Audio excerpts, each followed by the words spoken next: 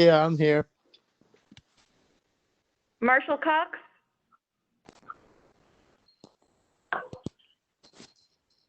Ken Diggs.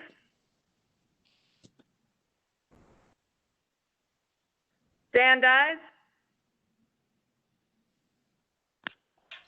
Ernest George. Johnny Graham.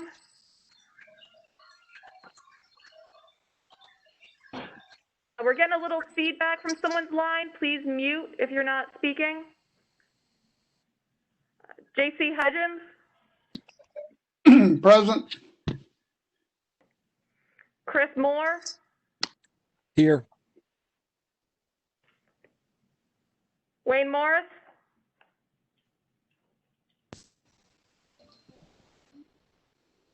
Wayne, I know we had you on before. Are you still here?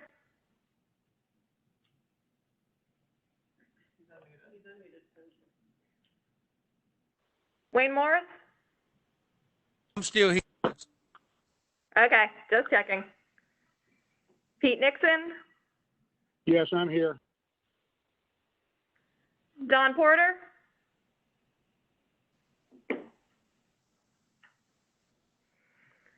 Tom Powers? I'm here in my den where I always am. Mark Sanford? Yes, I'm here. And Ed Tankard.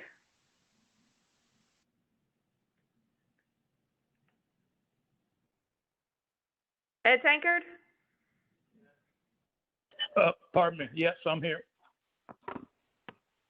All right, so that gives us 8 on the committee, so we do have a quorum.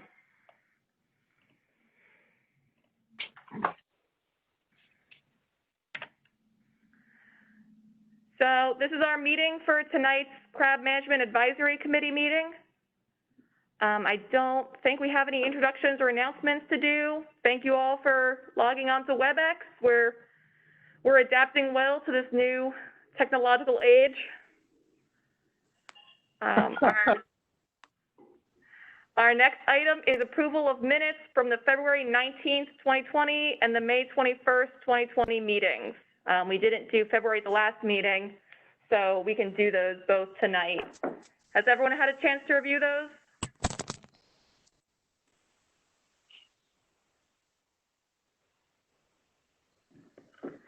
Are there any corrections to make? Otherwise, I believe we can we, Mr. Chairman, can we approve by consensus? I would think so. Yes, ma'am. All right, then does anyone have any corrections or suggestions?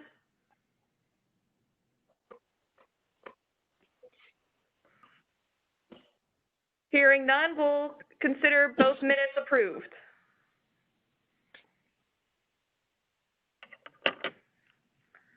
All right, for some new business, we're here to talk about the 2020 blue crab season. At our May 2020 meeting, the committee passed the motion, maintain status quo until the committee can meet in person in September or when feasible due to COVID-19 restrictions. We were a little optimistic then. So today is to revisit that recommendation and see if the committee still stands by that. I can give a little bit of data and of discussion. Now, this is not final harvest for 2019 or 2020 by any means. This is 2019 as was reported up through the end of September last year, and 2020 as reported through the end of September of this year. So in 2020, we do have an issue that 220 to 330 licensees have not reported in those months. This is 100 to 150 fewer people reporting for each month this year than did by this time last year. So we have less of an idea of harvest than we did at this time last year. We can see so far, March looks like an improvement over 2019. a drop in April. But the problem with that reporting rate is we can't say there has been a difference because we don't know if that's an artifice of people just not reporting.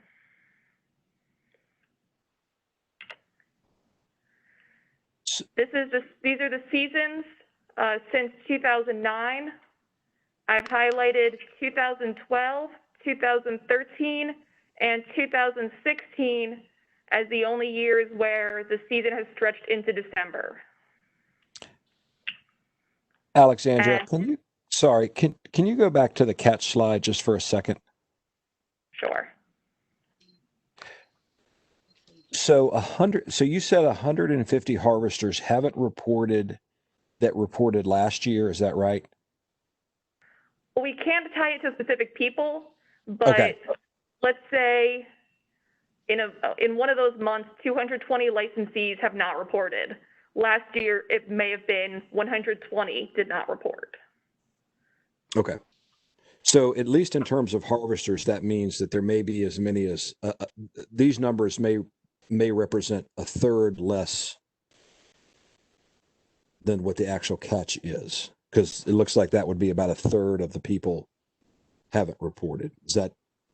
It depends because some of those people may be reporting did not fish, or they reported did not fish last year and did fish this year. So it's really hard to tell. Okay. What scale this could increase by.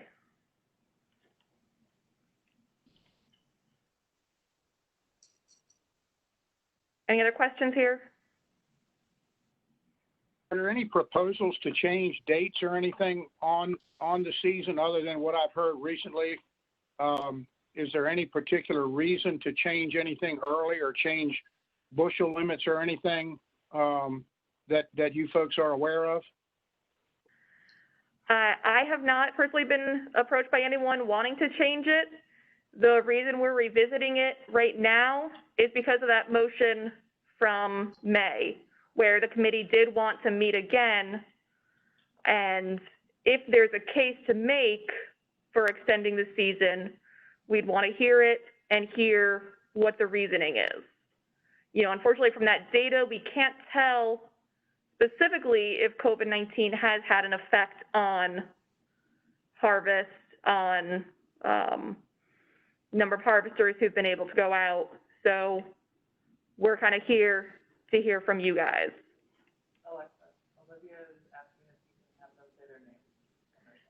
Yes, and can I ask the committee, when you ask a question or make a statement, if you could just say your name first. It can be kind of hard to pick out particular voices over the phone. Okay, well, that was Peter Nixon that I asked that question. Yeah, thank you. And it was Chris Moore who asked the earlier question. Okay. And then this is just some information on December harvest. So this is the number of harvesters by month. You know, it's obviously the highest in July, decreases. And then in December, there hasn't been more than 100 harvesters. So from 2012, 2013, and 2016, the commercial crabbers averaged 15 trips a day, averaged 5,000 pounds a day total, and December generally made up 0.4% of the annual harvest. This is Mark Sanford. I have a question for you. Yeah. How does staff feel about an extension of the crab pot season until December 15th or the 20th of this year? Is my question. Have y'all actually looked into that at all? Well, based on the numbers I just read, it wouldn't make a large difference, and we'd be willing to entertain, you know, if people said it was affected by COVID for this reason or that reason, keeping in mind that there were fewer crabs this year than last year. So we probably wouldn't expect that level of harvest again. And then our only other thing is if the committee did want to make a proposal, we probably wouldn't entertain any season later than it's been in previous years. Right. Okay, I understand that. I can tell you this much from my standpoint. I was really honestly unable to sell any crabs whatsoever in the month of March. Now, I can't speak for anybody else, but I do know that it actually did affect some people. With that being said, I'd like to see an extension till at least December 15th. And I do know that there is a buyer on the Eastern Shore that Mayor has told me that he talked to Mr. Gear about this. David Bell, do you know of any conversation about that by any chance? I mean, Mark, can you hear me from here? Yes. Okay. Yeah, I can. You can hear me. I've talked to David several times. We talked today, and that's the main reason we're here today is to entertain. Okay. That's why we're here. I mean, you guys, when you approved what we were doing for this year back in February, you said you wanted to come back in the fall and see how things were going with COVID-19 and maybe adjust the season accordingly. So that's why we're here today, and we're just showing this information and getting your input on whether or not you think it's a good idea and what would be an appropriate closing date. Okay. That's the main discussion points right now. Okay. My question is this: do you really think it would be detrimental to the fishery to extend it based on the statistics that you have at this point? Well, flipping a coin, who can answer? Alexis said it's less than 0.4%. The 3 years that we have opened into December, it's only been about 0.4% of the harvest. So, I would say no, because I mean, we know we had a period that people weren't fishing because when we first had the outbreak, there was no market. So, Right. it didn't have that much of an impact. Okay. You can also see in the graph on the left the number of harvesters who did take advantage of the last December extension was, 50 to 100 from 200 to 300 in November. So that's another Right. question is, would a lot of people take advantage of that? Right. Exactly. And sometimes, co-management is discussed and sometimes it's not, but maybe, this may help the oyster fishery or taking people away from it. I know it's a very minimal number that actually may go oyster scraping or patent tong or whatever they do. But I can tell you that the people that crab in my area, that's what they would do, but they prefer to stay in crab. So, I mean, that's 4 people right there. So, for what that's worth, I think it may take some pressure off the oysters. So anyway.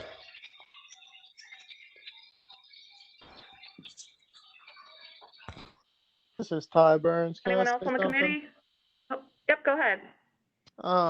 I agree with Mark. I think it would help out this year because what I'm hearing about the oyster market isn't too rosy, and it would just give a few people some more options. And the market was pretty bad in March, so I think it would help if it stays, warmer like it did last year, which who knows.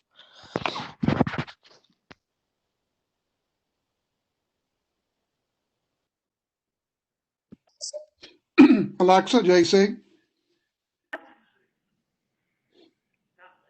Can you hear me? Go ahead, JC. Go ahead.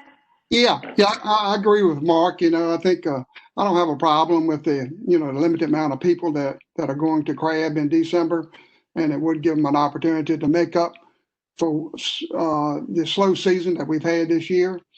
I think to go back to March and April, I think the reason that a lot of people didn't crab was definitely COVID-19 related and market related. And it was also related to a reduction in the amount of crabs, such as the Mobjack didn't have any crabs in it this spring. And I can't remember the last time, that it wasn't some crabs where you couldn't make a good day's work in the mouthjack.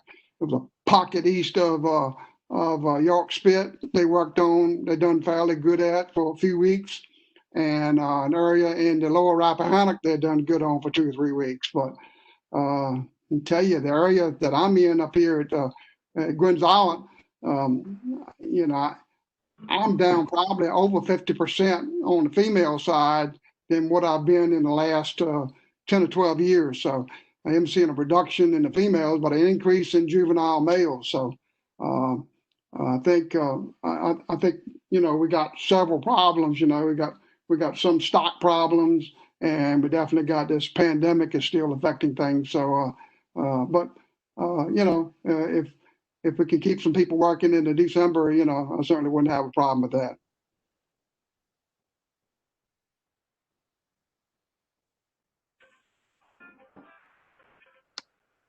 Anyone else? Did anyone else from the committee want to chime in? Anybody, this is Pete Nixon, anybody other than what Mark said on the 15th or the 20th have any idea on the length of this extension? The 15th, the 20th, which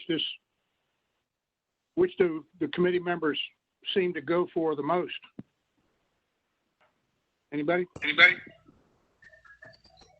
Yeah, this is Mark Sanford. I mean, we need to take in consideration of the weather and stuff like that. And if you look at, I guess, the graph, the one furthest to the right, it goes to December 20th. I mean, really, honestly, the 15th to the 20th, I don't think there is a great harvest amount. So I'd really honestly like to see till the 20th. Maybe Alexa can, you know, maybe give me some numbers on the 5 days more compared to like the 15th to the 20th on the amount of crabs that were harvested in that time period. I don't have the numbers in front of me. I can tell you it wasn't much because there was only the 1 year it went till the 20th. Right. And even generally anything, the days from like the 10th to the 20th generally had the fewest landings anyway. It was usually those first few days spilling over to December. Then you see a lot in one day, which was clearly, that was a good weather day. But other than giving you that, I don't have those exact numbers. Okay. Would staff object to December 20th? You can make any motion. You guys can make a motion. I mean, just to let you know, and what we're looking for you is to say, yes, we'd like an extension, and we'd like to have a date associated with that so that we can start preparing that for the commission meeting for this month, so we could take it to the commission with, you know, with what we want to recommend. I mean, you know, and what we would tell them what you want as well. So, right. So I mean, I think it's doable. I don't think it's out of the realm of possibility. I think it's, you know, we've gone that far before in the past. I mean, you know, I think we're in the right ballpark with each other. So we're looking for this committee to go ahead and give us a recommendation for the dates they'd like to see it extended to, and then we'll work from there. So, you know. And I believe it's also possible the commission could hear a recommendation of the 20th and say, we don't want to approve the 20th, but we'll approve the 15th. right. You know, like I said, I mean, if we feel like, you know, really honestly that there's not a problem with the stock, then I'd like to see the 20th, because there are going to be bad weather days, you know, where we're not going to be able to fish. And as you said, you didn't really see a significant harvest amount in those days. So I guess what you need from me is a motion. Is that correct? If you want to, if you want to make a motion, that's up to you. Then we'll take a second, and then we can take public comment. Okay. Sorry, go ahead. No, go ahead. This is Ty Burns. I just saw somebody commented and said that the 20th is a... Sorry. Yeah.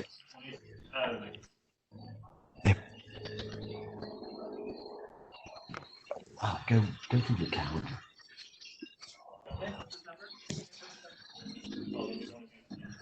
20th of December is a Sunday. Okay. Yeah, I'm sorry. Can we make it till it would be the 19th actually. I'm sorry. All right.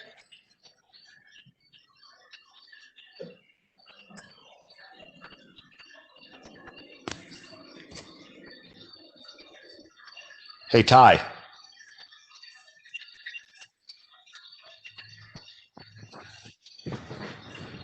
Can you hear me? Can hear you.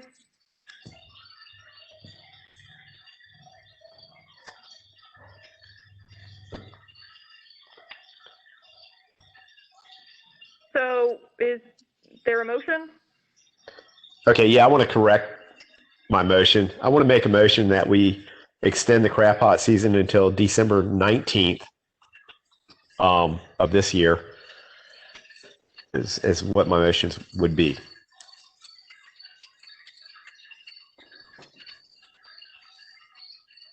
Is there a second? I'll second it. Pete Nixon. All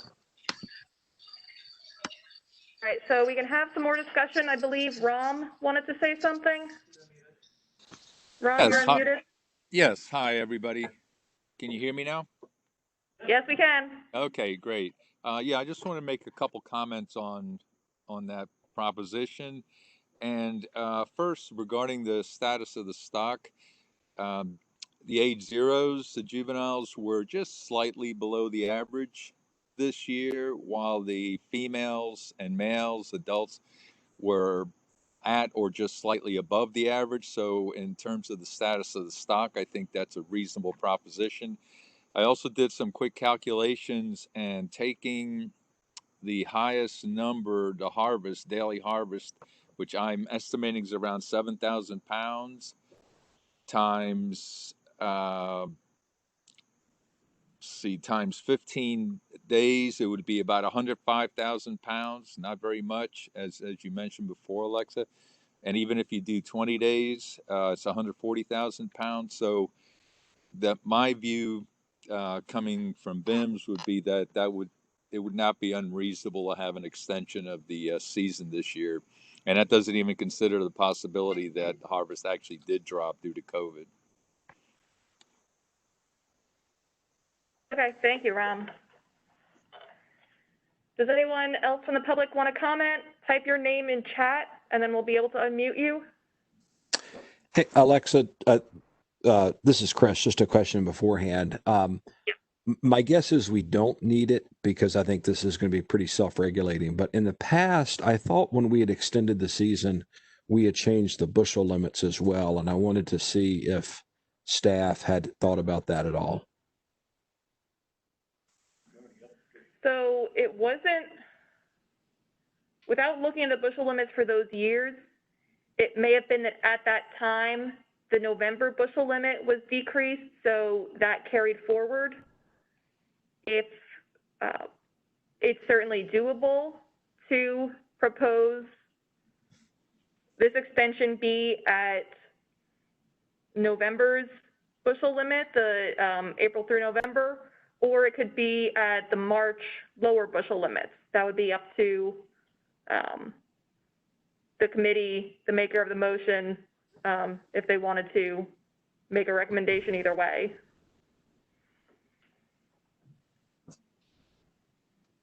Yeah, this is Mark saying. One thing for consideration here, just for somebody to think about. I'm sitting here looking at average temperatures for November and into December, and it's not going to be very cold. There's some freezing nights in December, but actually all the way through the 2nd of January, daily temperatures are averaging, it looks like, in the 50s. There's some 46-degree days. There's some 60-degree days. There's no 70-degree days projected. Of course, you know what that's worth. But same thing in, let me see if I can go back to November. This is just on AccuWeather. I'm sitting here looking at my my stupid machine. But you know, the rest of October, you know, we're looking at days 70, 69, 70, 75, 73, 71, 75, 69, 68, all the way out through the end of the month. If that gives you any feel about what your ability might be to catch crabs. Let me go back to November, see what they say there. And I'll read you these out. First week of November, 69, 67, 58, 68, 63, 66, 59, 58, 67, 55 is the lowest one I see, 52 on the 28th, that's Thanksgiving. After that, it warms up a little bit, 64, 58, 54. Now, that's through the end of that's through the first 5 days of December. You know, the 1st of December is going to be 64. So if this is even close to correct, it doesn't look like we're going to have any real bad freezing weather to stop this. So we might be able to, you know, make a little bit up after that we didn't make in the spring. I know Mark and I crabbed in the same place this spring, and it was very disappointing for me. You know, you could count your crabs on one hand in a pot, which, you know, I'd never seen it quite that poor at Lynn Haven, but it was. I don't know what it would be like if we went down there. You know, you used to be good crabbing down there in October and November. I've seen one guy down there who used to crab. We'd be crab dredging, and he'd be still crab potting at Cape Henry. But this was, you know, I'm ancient, so this was way back in the day. Anyway, it doesn't look like we're going to have any really real cold weather that would stop it in its tracks. There's some freezing weather at night, but not much. Ram, you wanted to say something else? Yeah, so this is just a quick clarification. When I was talking about the average numbers and so on, that's after the major management action. So the stock is those numbers that I was giving you mean that the stock's doing fairly well, stable.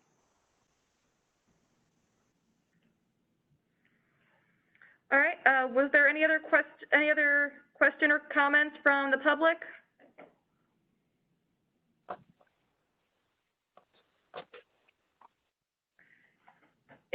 If not, we can do a roll call to vote on the motion. Alexa, I got a quick question for you. Do I need to make a clarification on the bushel limits as far as that goes on this motion or not? Up to you. It could help. Yeah, I'd like to see the bushel limit stay the same as November, basically. And can we have a little discussion on this maybe before we actually take a roll call and vote, please?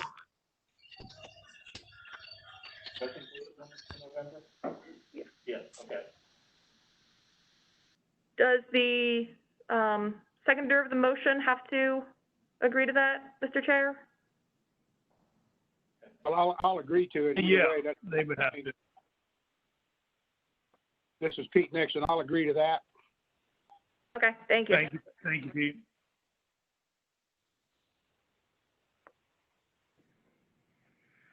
Any other thoughts on the bushel limit for December?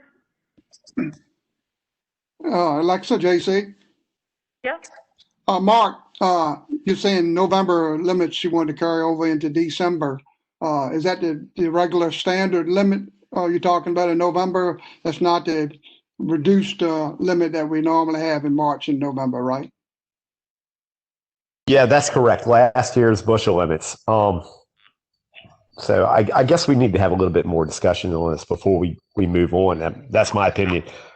I want to know how staff feels about that. I mean, do you have a problem with that? I wasn't even thinking about that. I was, so, I mean, does staff have a problem with that? We don't have a problem with it. We're not the ones voting on it, here or at commission. So, right. It's up to you what recommendation you'll make. And what about Rom? I mean, how does he feel?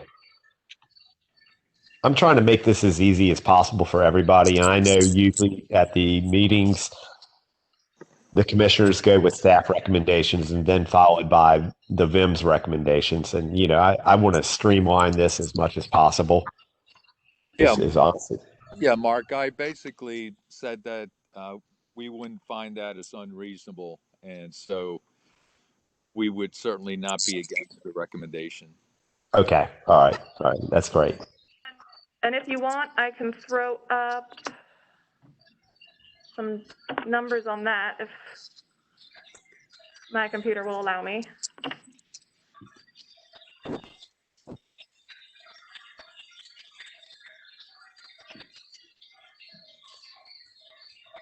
Here's the usage of those higher bushel limits last year. So 19% of the total trips exceeded that reduced bushel limit. Only 2% of trips met the higher bushel limit. Oh, okay. So it was a minimal number that actually met their bushel limit. Right. Okay. All right.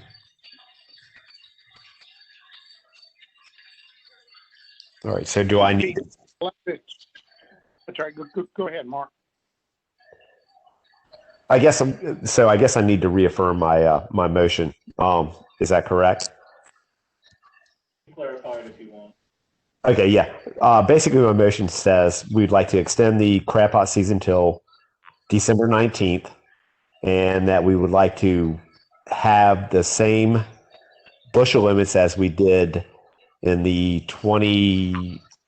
last year's season, basically, is what it amounts to. Mark, is it Okay, easier so just to say extend the November bushel? You just use the same Yes. bushel limits as November. Yeah. Yes, correct. Terminology. Right. Continue on with the same bushel limits as the November bushel limits.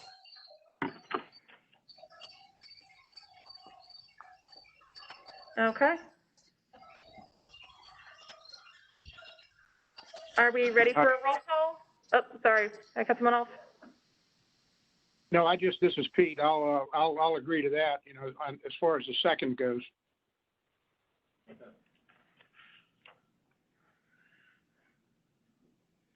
All right, so in favor of the motion, Ty Burns, Yes, I am.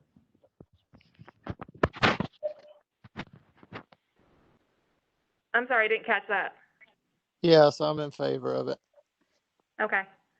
Marshall Cox, Ken Diggs, Dan Dyes, Ernest George, Johnny Graham, J.C. Hudgens, Yes. Chris Moore, Yes.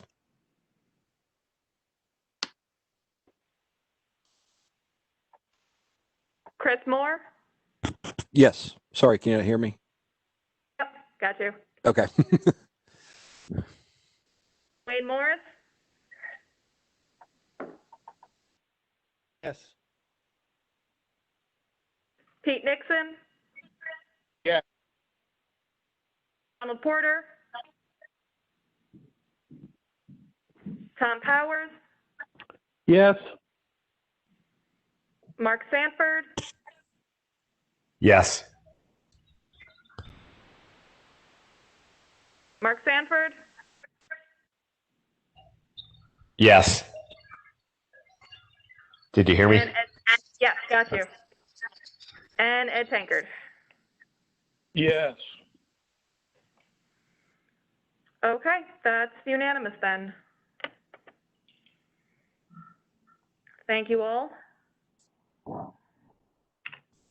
The next item on our agenda is terrapin excluder devices. So some reasons we're bringing this up today. As you all know, terrapins are often caught and killed in crab pots set in the shallow salt marsh, their ideal habitat. It's not usually as extreme as in this picture, but it does happen, and that's often the images that accompany press releases. And at our, I think it was February meeting, Johnny Graham brought up that some processors have been having trouble selling Virginia blue crabs because of the Monterey Bay Aquarium Seafood Watch. In 2019, we were downgraded from a good alternative to avoid. Their reasoning was there are serious concerns about the catch of diamondback terrapins, which are considered endangered or a species of concern. While the conservation measures for blue crab are rated moderately effective, management is rated ineffective overall because regulations to protect terrapins haven't been implemented.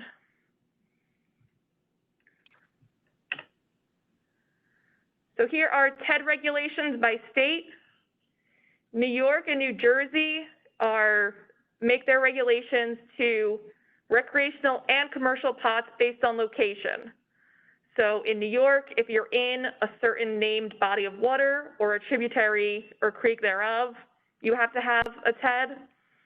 New Jersey, TEDs have to be in all pots in bodies of water less than 150 feet across at mean low water. Delaware and Maryland both required TEDs in all recreational pots, and Monterey Bay Aquarium kept those as good alternatives. I believe those two in New Jersey are both good alternatives. Virginia, we have TEDs incentivized for the recreational 5-pot licenses. You can pay less for a license if you put TEDs in your pots. And in North Carolina, starting in 2021, they're creating terrapin management areas, and all pots within those will have to have a TED. So staff is proposing requiring a plastic or wire TED in all recreational crab pots. That includes the 5-pot licensees, as well as everyone fishing 2 pots, which you're able to do without permit or license by law. Plastic could be those pre-made, the orange TEDs you've all seen. Wire allows you to make your own. VIMS actually has a brochure to teach the public how to make their own. And the timeline on this will be a public hearing in December to make a regulation effective in March 2021. Does anyone have any questions? Hi, this is Tom Powers. I have an objection for a couple reasons. Number one, if this is really necessary that we do this, it needs to be by waterway or area, not just recreational and commercial. 5-pot recreational potter will go out and set their pots right next to commercial pots. Why are they necessary? That the recreational potter has to have them and the commercial one doesn't. Number one. Number two, with a 2-pot license or the 2-pot no license, I don't know how you're going to communicate that to the public effectively and have people who have had crab pots on their docks for years realize that they have to do anything about this.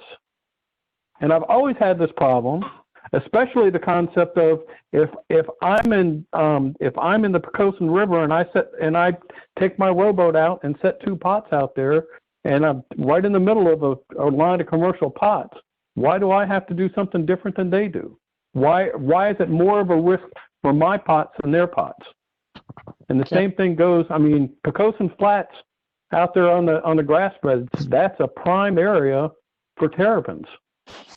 And there's very little, if any, recreational pots out there. It's all commercial. Can I answer one of those? Go ahead.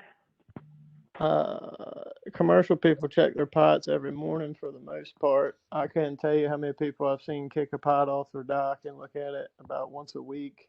I think that plays a big role in it. I understand what you're saying, but if you're working every day, you're more likely to get through all your gear before something drowns in it.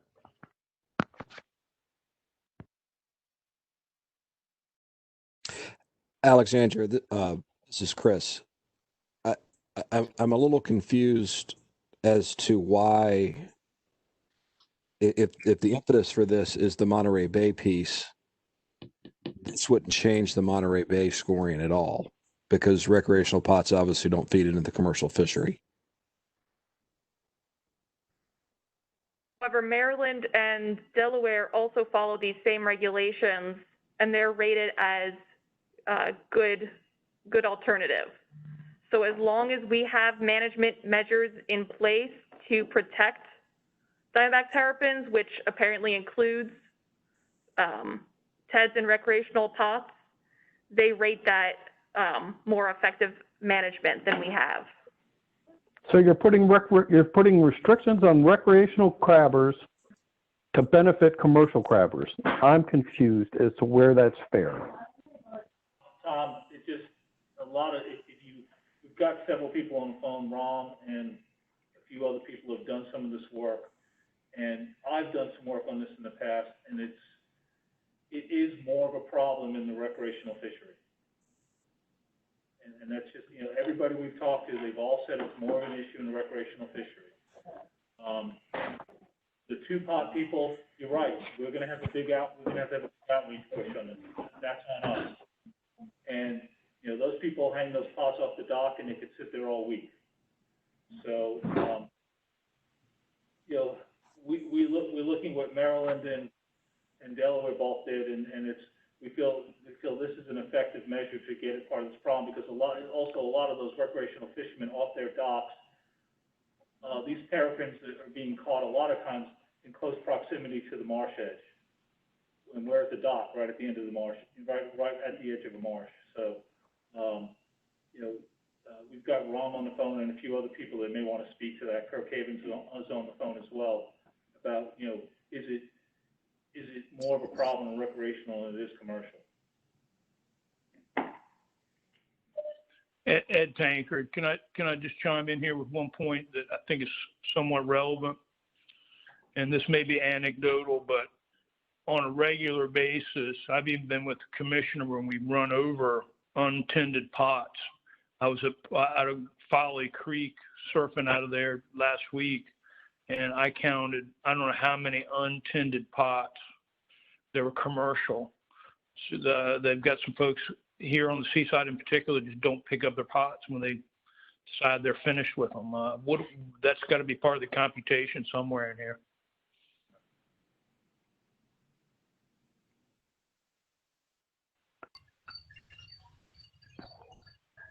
Yeah, I got a question.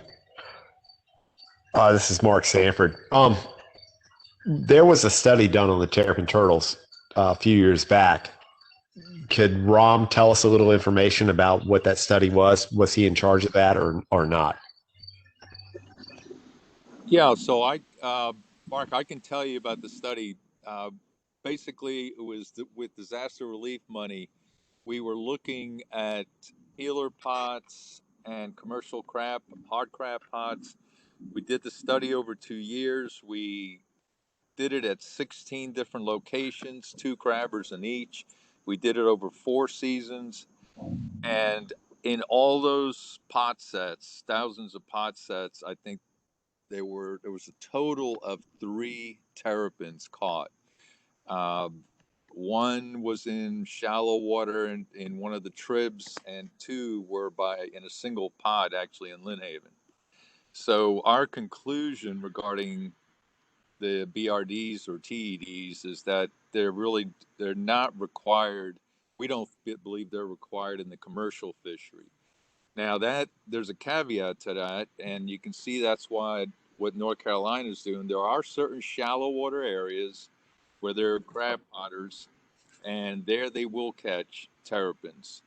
So, and then the second thing is that what we do know, this is from anecdotal information, is that, as most of you know, that those 2-pot holders, the personal dockside pots, those do catch terrapins. We've heard some pretty bad information on that. So we're primarily concerned about the 2-pots. And we do believe that is the least that we can do. Now, whether or not we need to establish terrapin management areas, that's going to require a bit more work. And you can go to people like Randy Chambers, who's a terrapin expert, at William and Mary who could actually maybe provide some advice on where that would be. But for right now, we definitely do not believe that there's any need for TEDs in commercial crab pots, and there is in 2 pots. Now, whether if the 5 pot licenses, if they're in deep water, probably don't need them, but I don't know how you're going to be able to regulate that.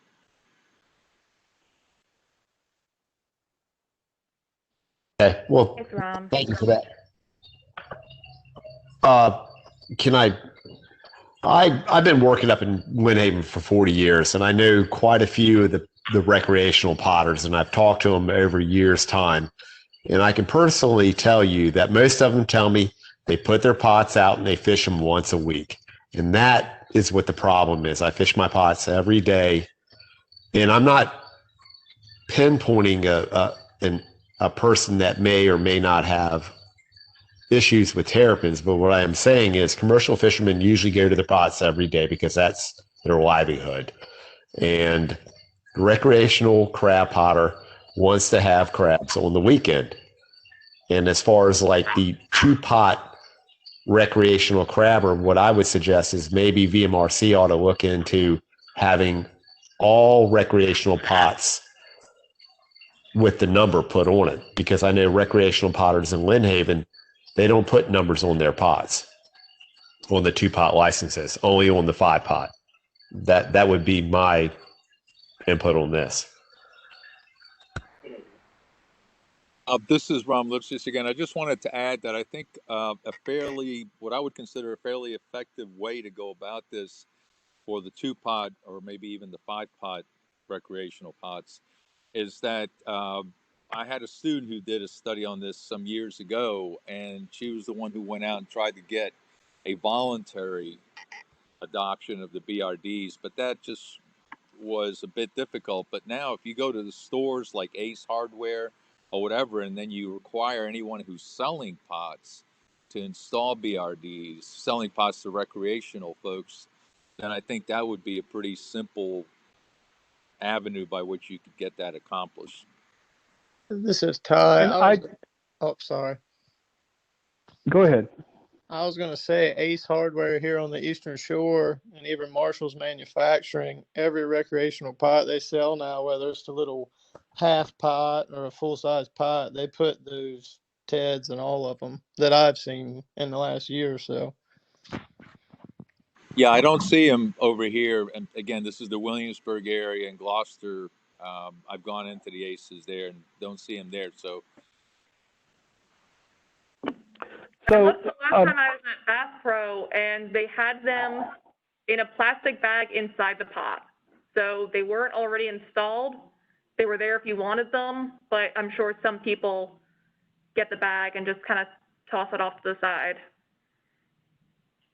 So I think if we're going to implement something like this, 2 things. Number one, it should be, if you're buying new pots, you get them put in. But the problem with that is, at least what Jack Travelstead said when we first talked about this, when he was still head of fisheries, so that must have been, 10 years ago, 8 years ago, was the agency does not have the authority to mandate that what somebody sells. They only have the authority to mandate what goes in the water. I can have a crab pot sitting in my front yard or on my side yard with no TED in it if it's, with no coal rings in it. And it's still a legal crab pot for my side yard. It's not illegal until it goes in the water. And the agency didn't have the authority to tell the stores you have to sell it this way. So that's one issue. The other issue is, if you're going to initiate a mandate on recreational crabbers having to have TEDs in their crab pots, you need to make it at least have some areas that commercial crabbers have to do the same. That everybody who crabs, for example, on Pocosin Flats, where it's averages 2 feet deep at low tide, you got to, just deep enough for crabbing. You got to have TEDs in those areas. Those areas are loaded with terrapins, I know, because I see them in my kayaks and stuff. That's something we can look into. I'll tell you, it wouldn't be for March if we did, because Well, any area, any, you know, within these coordinates or in an area this deep or in a creek this wide is going to require a lot of surveying. It's going to require the issuance of maps that crabbers can check whether or not they're in areas, maps that law enforcement can use in enforcement. So, you know, it's something we can look into. I'm not suggesting you do all areas uniformly. I'm suggesting you pick a half a dozen areas, let Ron pick them, and say, these areas you can't do it. You have to have a TED in these areas. If you're going to make it a mandate for recreational. And I, again, don't see how you're going to get a mandate for recreational crabbers enforced effectively. This is Pat. We tried Can to I- do something. We tried to do this voluntarily by having a license for the 5-pot licensees where incentivized by saving $10 by putting in the, having the TEDs in your pots. I've run into gentlemen when I've been out fishing and I said, hey, how you doing? I talked to them and I said, oh, so do you have the TEDs in your trap? He goes, yeah, I paid that little price. And he pulls it up and he goes, see, they're right there, and he's pointing to the cull rings. He didn't have them. So people are actually going and buying these licenses, buying the less expensive license because we have an option for them. And even then, I think like 60% of the recreational 5-pot licenses sold are the more expensive, so people don't have to put the TEDs in. And I think if we require this, the market will start, we can't force Ace Hardware to sell them with TEDs in them, but if it becomes a requirement, they will start selling them, or nobody will be buying crab pots from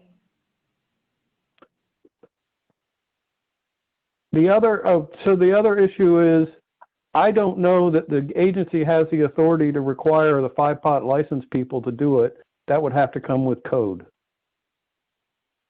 No, because it says in code that there's two licenses you can buy. I checked with council, and council said we cannot offer we can decide not to sell a license. I've already approved that through council. The code says we can offer these licenses for up to this number of pots with these conditions. So it's not a have to, it's we may. Yeah. Okay. Council's already approved that. We've gone through that already. But that deals with the license that you sell now. What about the 2 pots that are allowed by statute? Because that's not a license. We're requiring it. We'll have it in there because all recreational pots.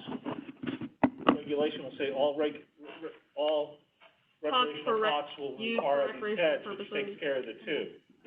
Now, we are in full agreement. That's going to be the difficult part because how do we reach out to those people? And that's on us. And the other question is, what do you say to those people when they say, I can no longer catch jumbo crabs? There's been quite a few studies. None that I found, I should clarify, have shown any difference in the size of crab caught between pots with TEDs and pots without TEDs. Doug Jenkins brought in crabs and a TED and demonstrated that crabs that he had in his paper sack could not fit through the TED. They were jumbos. They were big crabs. They're the ones everybody really wants to catch. So yes, you are restricting them to a maximum size. Depends on what size TED was in there too. What size TED? There's two designs.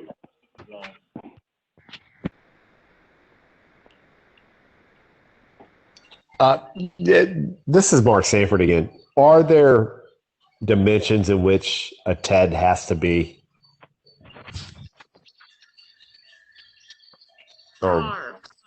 We would be looking at we're currently looking at the Maryland and Delaware size, which is 1 3/4 inch by 4 3/4 inch. New Jersey, I believe, uses a 2 by 6 inch TED. North Carolina has uses a different style of ted. They use a South Carolina, which is a domed top, so that sizing is a little different. I don't have that dimension on hand. Okay, so my question is this: would we require a standard? What size are we talking here? I guess is what it comes down to. Right now, we'd be looking at the 1 3/4 by 4 3/4. That shows the highest exclusion of terrapins. Okay, and there's no And of study. really big crabs. Well, that's my question. Was there ever a study done on size of crabs that are excluded by that size? As compared to the 2x6. I can't say about the 2x6, but work that I'm familiar with, I know the TEDs will basically keep out sponge crabs as well. I can send to the committee, there's a story map out of VIM that looks at terrapin studies along the coast. And I know that some of those studies did include a 2x6 compared to 1 3/4 by 4 3/4 to the 2x6. So something I think don't have names of those studies offhand, but I have read through them. Something that Pat, I think, just said. So now you're also saying we're going to exclude orange sponge crabs from recreational potters because they can't get in the TED either. I haven't seen anything specifically about sponge crabs. That's what he just said. That study was done in Georgia. Okay. What's that? Just a reminder to stay on mute if you're not currently speaking. Yeah, Alexa, JC, yeah, you're not going to see any sponge crabs up in the head of these creeks where most of these terrapins are anyway, in most of the recreational pots. They're just not going to be up there. The water's not salt enough. Mm-hmm. Another thing, Alexa. But you'll see them all in you'll see them all inside Lynn Haven near the mouth of the Lynn Haven River where there's lots of piers. You'll see them all inside Pretty Lake where people put crab pots off of piers because there's no commercial crabbing in the middle of the creek. Yeah. Hey, this is Mark Sanford. I can tell you about Lynn Haven and where the terrapins are. So, the way I look at this is maybe we should come up with a turtle exclusion device that would be bigger, not the smaller, but maybe we should go with the larger. And as far as Lynn Haven goes, what I found is there are no, like JC said, there are no sponge crabs in the heads of these creeks. Is it set in stone the size of the TED that we have to put in the pots? Maybe we should go with the large size if we have to do this to make sure that our product is sellable according to. So far, all we have is a recommendation. We can provide all information to the commission. Okay, and do we really need to vote on this tonight? Because it sounds to me like there really needs to be a lot more discussion than what we're having about this. And Alexa, this is Ron. This would require another meeting. So Alexa, if I could comment, we had our 2-year study that also included pots with and without BRDs, and we did it on peeler pots, we did it on hard crab pots, and so on.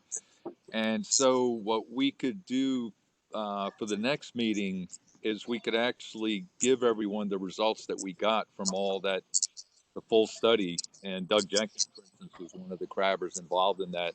So we can tell you what the what the effects were. And I can tell you one thing that struck me is that it looked like those pots with BRDs, even though they had a slightly larger average size of crab, not the peeler pots. The peeler pots, by the way, had on average bigger peeler crabs in them, we think, because they excluded very large hard crabs. But for hard crab pots, it looked like there was a trade-off, even though there were slightly smaller, and I emphasize slightly smaller crab sizes in pots with BRDs. The total biomass was made up by more of the smaller but legal sized crabs.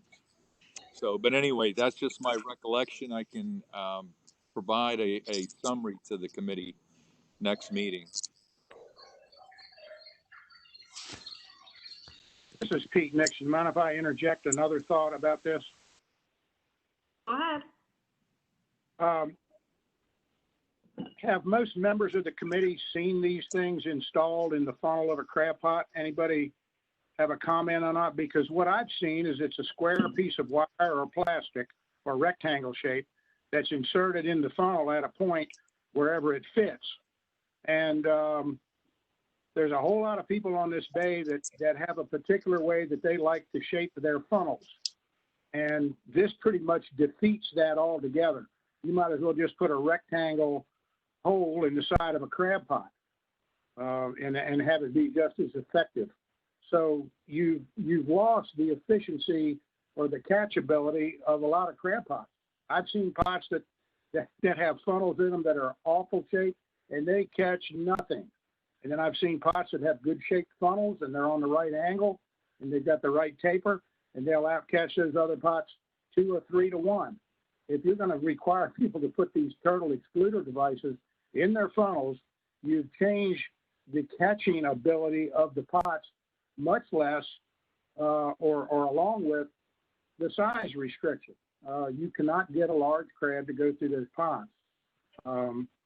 They're just not going to fit. You're going to eliminate a certain quality of crab. And if you come up with an area restriction for everyone, you're going to take some large crabs right out of the market, because a lot of times of the year you only find those large crabs in some of the shallower water or off on the side. You're not just fishing in the middle of the creek. You're up on the edges. Plus, a lot of places where the channel goes down the middle, you're not allowed to crab in the channel, so you're forced into the shallower water. I hate to see something like this morph into something that's going to be placed on commercial crabbers. And that looks like where we're heading here with, Tom's suggestion. I understand the concern about these little turtles, but what we're trying to accomplish here tonight, according to what I heard from Pat, was we're trying to eliminate people being able to be exempt for a few dollars more. And as I remember the original presentation, this was all caused by people that not only, like Mark said, only fish their pots once a week, on the weekend when they're off or when they have time to fool with the crabs, but it was also weekenders in upper parts of the bay. I think there's more of these in Maryland than there are in Virginia, and they would come down to their summer home for the weekend, and they would set their pots, and then they would fish them for a time or two, and then they would go home and leave them. I think some of it is an educational thing. Tell these people to take their pots out of the water, put that right on their license when they get it. And Mark had a good suggestion that if you're going to have any pots overboard, they ought to be identifiable. Unless they're just hanging off your pier, then you can tell exactly, which residence the pots belong to. But if they're going to set them off of their pier in the water, some people don't have any piers, they need to have an ID number on it. This is Pat. One word that you said right away struck home with me. You said the word marketability. In a recreational it's just like there should be no marketability. Well, I'm getting down to the tail end of my season, and every customer that comes up, the first thing they ask is, do you have any jumbos? It's gotten to be a joke. I'll call Jamie on the phone to find out what's going on, and the first thing I say is, do you have any jumbos? Well, they're all sold in the first, they're not even just jumbos. They're just number one quality crabs. And, they're gone in the first hour. People sit at our place and you go down there on a Saturday, it'd be a dozen cars there and people fighting. They're getting ready to get mad at each other to get in line to get those big crabs before they're gone. So you tell me. So Pete, why would marketability be an issue in the recreational fishery? Well, I don't think it would be. I'm talking about the thing morphing on to what Tom was talking about. If anybody's going to fish in shallow water, he thinks the commercial crabber ought to have them as well. That's where that comes in. I agree with what Pete's saying with this. I don't think that any of this was supposed to be getting into what we're getting into when Johnny brought it up. And you'll not make a living with all these things in your pots. I can tell you that right now. It'll ruin it. And you said a living. We're doing this just for recreation. Yeah, I know, but it's like Pete's saying, everyone's bringing commercial into this.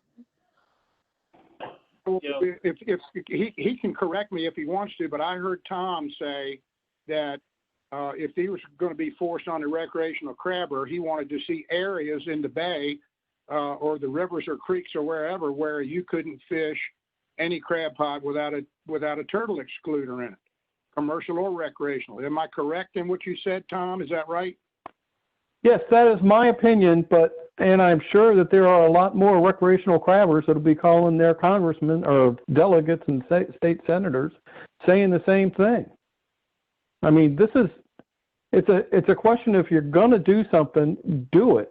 But don't just say we're going to pick the recreational crabbers and, oh, you're going to get a poorer quality catch because you've got this turtle excluder in there. You're going to be less efficient because you don't have good funnel shape, as Pete said. I mean, this is let's just screw over the little guy. Tom, did you hear what Ron said? He said it's mostly, from the data they have, it's mostly a recreational issue. So fine, let's get educational program out there to pull your pots off your pier when you're not fishing them. We've had a few people say they'd like to make public comment. Madeline Reinsel, did you want to make a comment? We're unmuting you now. Go ahead. Hi, can you hear me? Yes, we can. Hi, great. So I work with Randy Chambers at William & Mary, and I just wanted to point everyone towards a story map that we created earlier in the year that just shows a summary of a lot of different studies and the conclusions that we found from those studies. And so a lot of the story map is sort of directed towards the general public, but I think you all might find the end of it interesting just because of that summary that we have. So yeah, I just wanted to point that out. If you have the, unless you did you send it? Oh yeah, I sent the link, but I'm not sure that you've seen it. We have someone putting that in chat now that people can look up if they're interested. So make sure you copy that link over before the meeting ends. And Daniel Knott wanted to make a comment. Can we unmute him? Daniel, go ahead. I was just going to say that I worked with, I got about 80 TEDs from Randy Chambers at the beginning of the season after he spoke with the Watermen's Association about these, just to test them for myself. The test got cut short just because of COVID, and I pulled all my pots. But when I did have them in, I purposely had to go up inside of Davis Creek, if anybody's familiar with that, over by New Point Comfort, because that's the only place I've had any interaction with terrapins. So I put 19 pots out there. I had 2 of them that were just randomly spaced in there with TEDs in them and would move them around. And the average crab, just over a few day period, was in all the pots without TEDs was 7.5 crabs. The ones with the TEDs were less than 2 crabs. So it definitely severely impacted my my catch. And I changed the placement in the funnels. I run 4 funnel pots, and I changed the placement in the funnels just to make sure it wasn't a placement issue, but it definitely severely impacts the catch.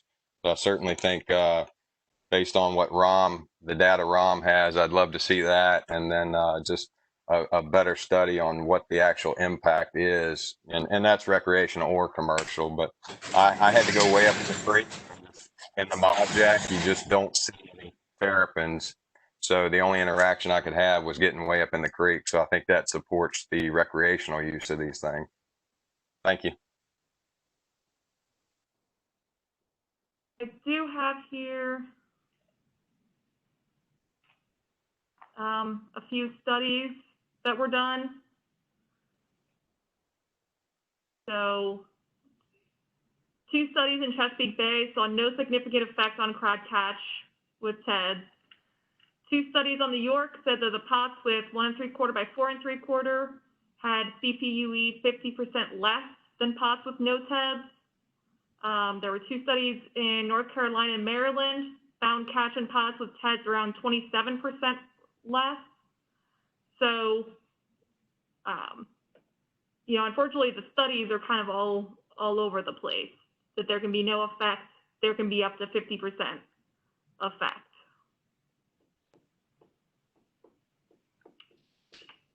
Were there any other public comments? You can type in chat if you'd like to speak. Yes, this is Mark Sanford. So basically what it comes down to, we're not accepted by the Monterey Bay Sustainable Fisheries thing, correct? Is what they're saying, that they should not buy blue crab from the Chesapeake Bay or from the Virginia portion. So the Virginia portion. Yeah, So any consumer who has one of those little cards, they look up Virginia pot blue crabs from pots and see a red avoid. So this is really not going to be mandated by VMRC that we have to put TEDs in. Is that correct? And we have basically a marketing problem because they're saying basically this is a non-sustainable fishery based on the fact that our interaction with terrapins. Is that correct? It does go slightly beyond Monterey Bay. Most organizations do rank Diamondback terrapins as species of concern. Department of Wildlife Resources has that it's a impacted species. So there are, ecological concerns we're also trying to address here. Right. I mean, it's also marketing. Okay. So this is basically marketing. It's not so much it sounds, I mean, from my standpoint, I know that I stay away from terrapins. I know where they're at in Lynn Haven. I know where they live. I've been there. I've done that, etc. This is more of a marketing problem. And as far as like a conservation measure, this is not something that's really, honestly, we need to look into further, but we don't have to do anything tonight. Is that correct? It is a conservation measure as far as terrapins, considering they are either threatened or endangered in different states. Correct. It is a marketing thing. I wish Johnny was on the call, because he's the one who brought this up before. It'll be in the minutes from the. He brought it to our attention, and he was already seeing an impact to his business. Right. Okay. Requiring it, that's one of the reasons why we're doing this. There's also the conservation as well. So it's not the only reason we're doing it. We're doing it for conservation and for the market. There was one study, I don't have the name of it, I think it might have been Upperman, that said if every dock owner in Virginia put out 1 crab pot, putting TEDs in each of those crab pots could save, I want to say 900,000 terrapins, or 90,000. It was, significant. And that was just by counting the number of docks, assuming that most people have, that 1 or 2 crab pots on their dock, which they do check on the weekend or check on the holidays. But that's an inflated study, because at least on the river I live on, because I can tell you that most of the people who have docks don't put crab pots off of them. About 10%, 20% might, but not 100%. You can't count it that way. Where I live, everyone has crab pots hanging off their dock where I live. So I guess it depends on where you live and the demographic. Yeah, it's because if you set them out here, you only get 3 or 4 crabs in the pots. That sounds like one of those COVID death studies.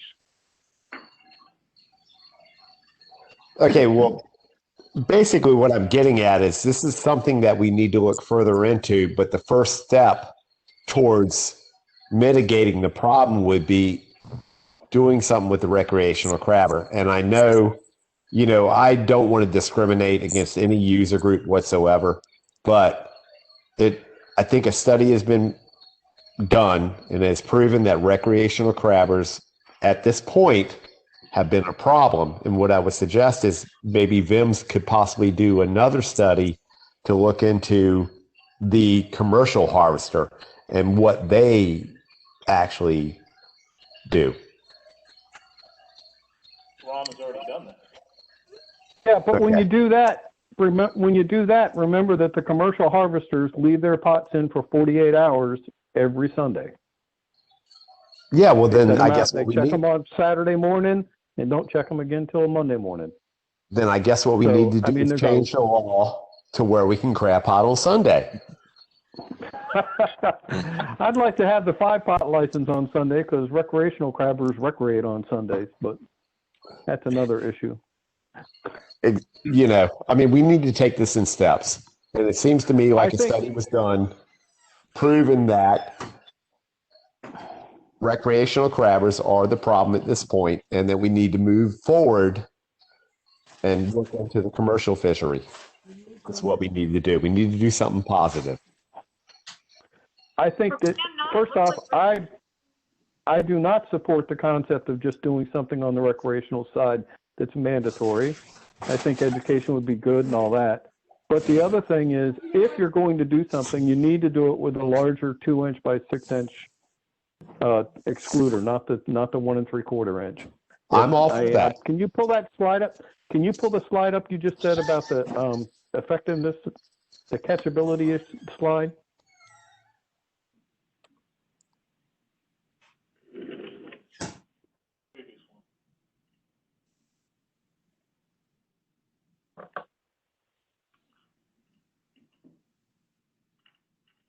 Get in there. That one. So there's a lot more data about this that I did not include, including comparisons of terrapin savings between the 1 3/4 and the 2 and 6. I think 1 3/4 may have prevented, 95% of terrapins from entering, while the 2 by 6 may have been 60 to 70%. Again, I don't have those numbers off the top of my head, but I can definitely get that to you. So, I mean, if you look at these numbers, it's 82% reduction. That's like, don't even bother trying to set your pots out anymore. That's reducing Now, no significant effort in it, no significant effect. Terrapin catch, Tom. That's Oh, terrapin. terrapin, okay, sorry, never mind. Yeah, so 50% less than catch per unit effort, 27% less. And the Chesapeake Bay studies, were they in years when we didn't have big crabs again? I mean, and were they in areas that had sponge crabs?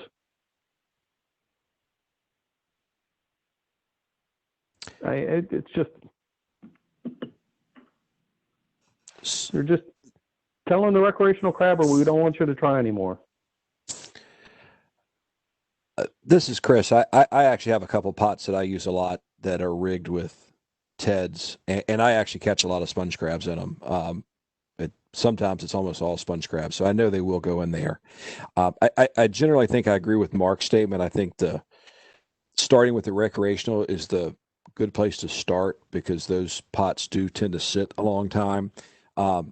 Turtles do drown in 30 to 45 minutes, so it doesn't really matter a whole lot whether it's a recreational pot or a commercial pot. If it's in the area where terrapins interact and it gets in one, it's probably going to drown.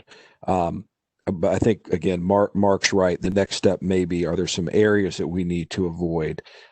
People who I talk to reference Eastern Shore a lot, where there's areas where there's lots of Ted interactions. I think the Lynn Haven's a good example. There are areas in there where you are very, very, very likely to get terrapins in your pots.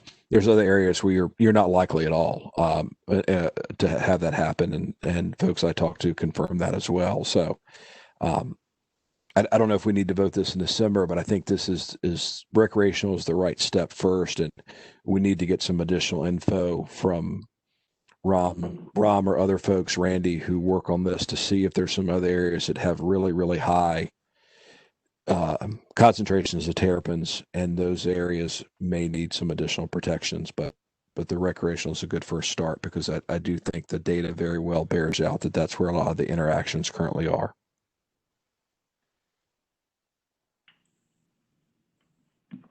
This is Ed Tankard. Again, I would say I agree with Chris. You know, one of the things you're seeing, I think, with the socially conscious consumer and how this sentiment can come around from that social responsibility playing out in the exclusion of buying shellfish or fish from people or states that are not that don't have laws that are sustainable.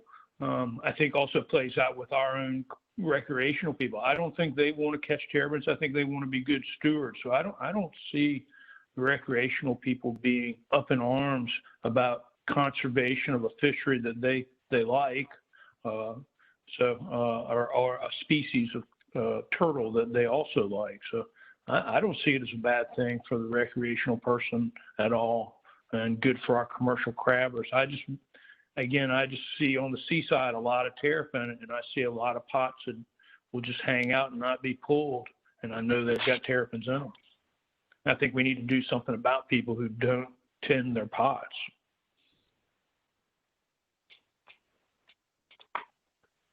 So money talks. Alexa, what was the ratio of people who paid the extra $10 for their 5-pot license compared to the ones that don't? I want to say it was 60% pay more to not have TEDs. So money talks. That's what recreational crabbers who pay for their license want. Why? Why do I say that? Because they pay the extra $10. The other thing about those 5-pot licenses is I would bet that the majority of the 5-pot licenses are used off of a boat in deeper water.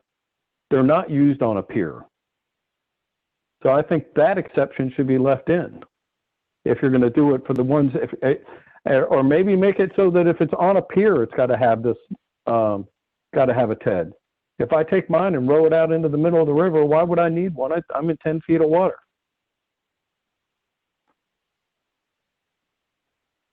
Well, Tom, up the Elizabeth River where I live, we've got one guy up here. I don't know exactly how he does it, but he fishes about 20 pots on recreational licenses. I think he's got a couple buddies or his father or mother-in-law or whatever they because they all have different licenses on. He puts them right out amongst all the rest of us.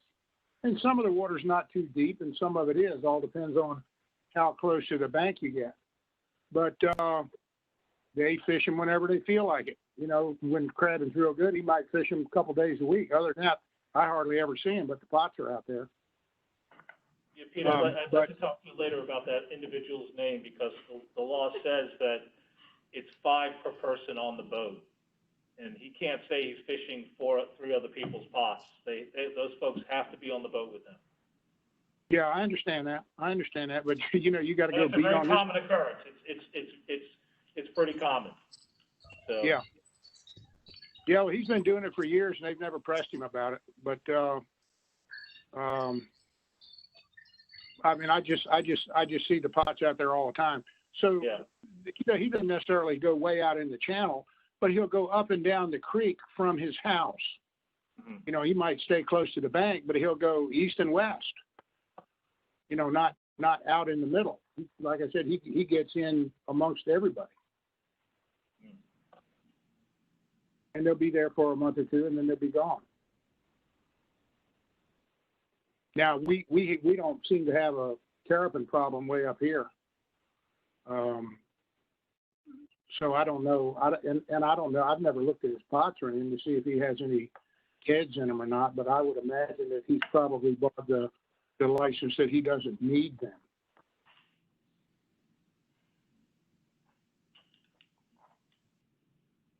Is there anything else on this? Let me ask one more question. You said that, and I've got to change back and look at the minutes, but you said Johnny Graham brought this up because he's having some kickback on moving product to, I don't know, I would imagine it's grocery stores that, advertise with this Monterey Bay stuff. Mm-hmm.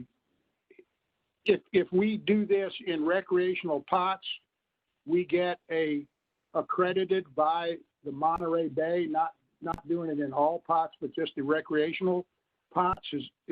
Am I correct in what I heard? I can't promise that, but based on what they approved and what they didn't approve, I would think yes. I have been. In other words, they think buying Maryland product is fine because they've required it in all recreational pots, but Virginia's is not because we don't. Is that right? Yeah, and they did that to a lot of states. I mean, I fought for about 8 years in 2 different states over this about how they did this methodology and whether or not, I disagree with it when I was in Georgia, and I disagree with it now. And but it's on there. It does have influence. It has influence on marketability.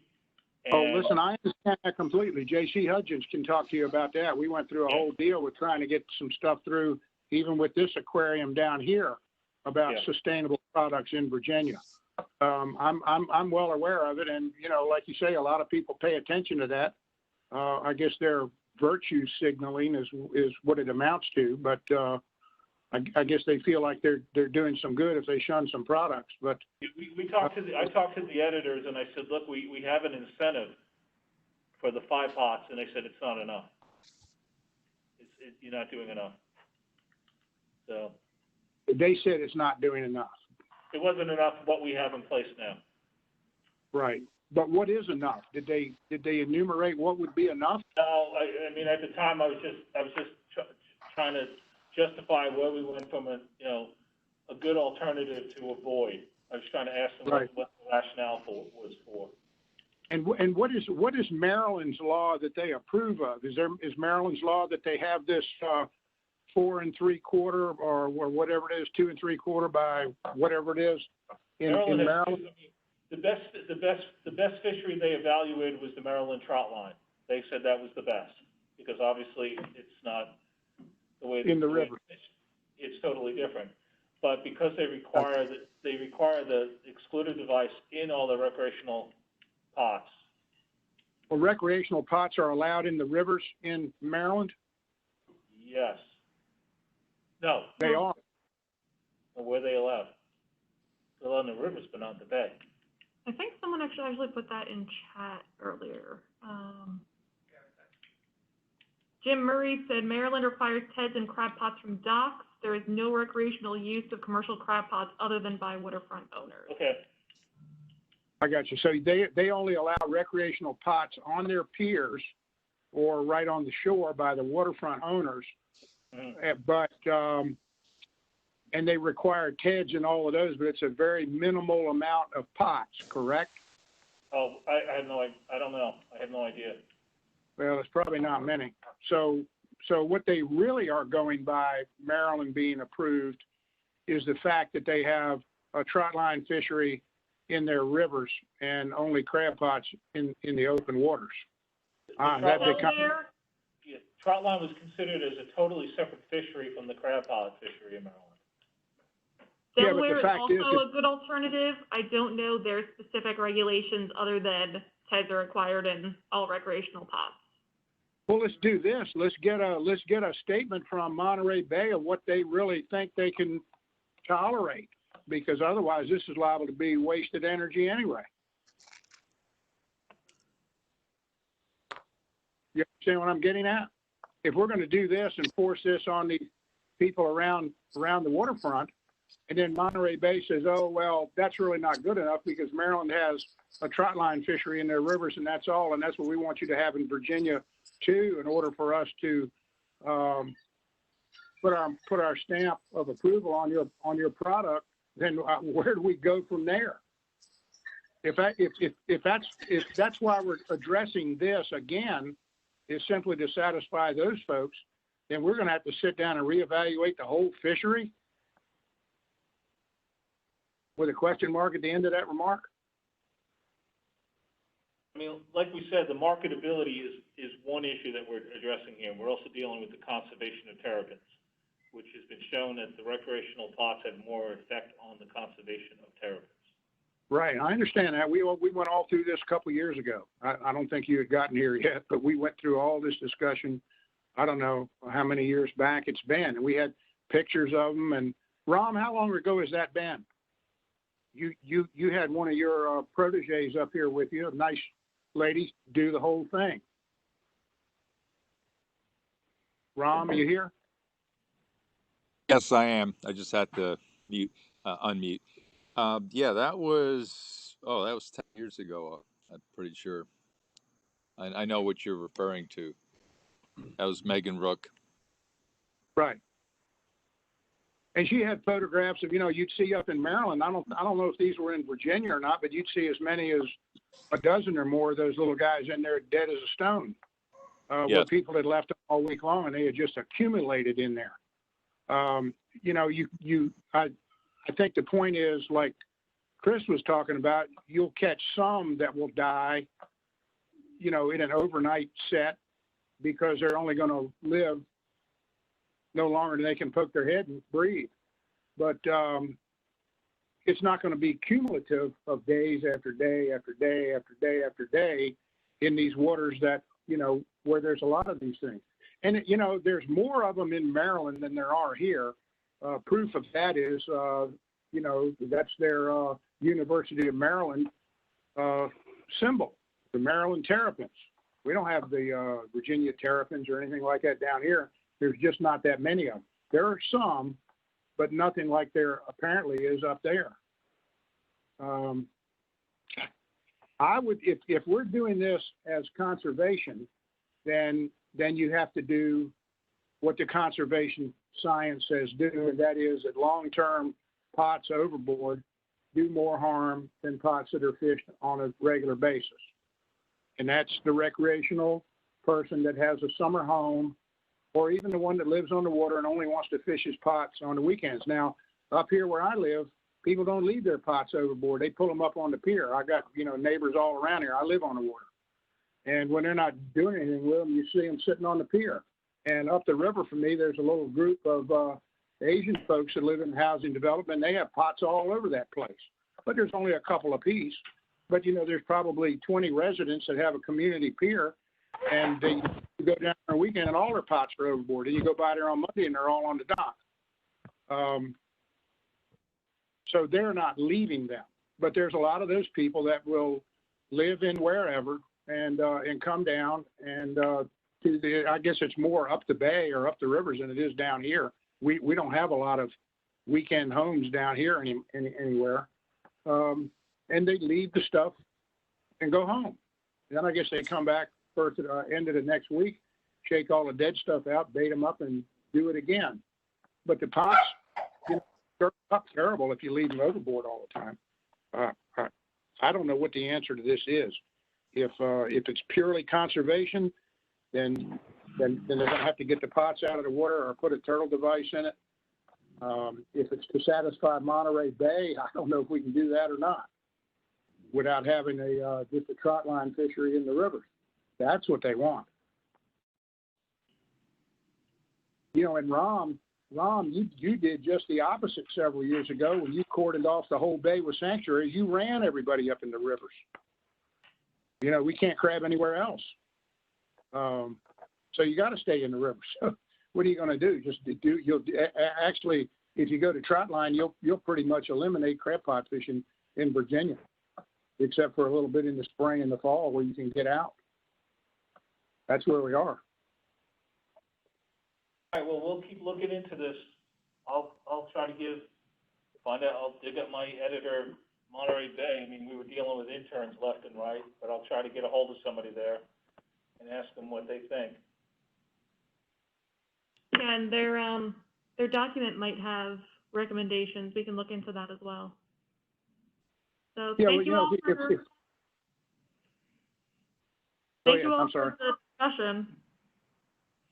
Am I cutting someone off? No. All right. Our next agenda item, some research we're hoping to look into with biodegradable, with escape panels, not just biodegradable. You know, you've seen this before. So we first studied the VIMS model of degradable biopanels in 2017. We had another study on them planned for 2019.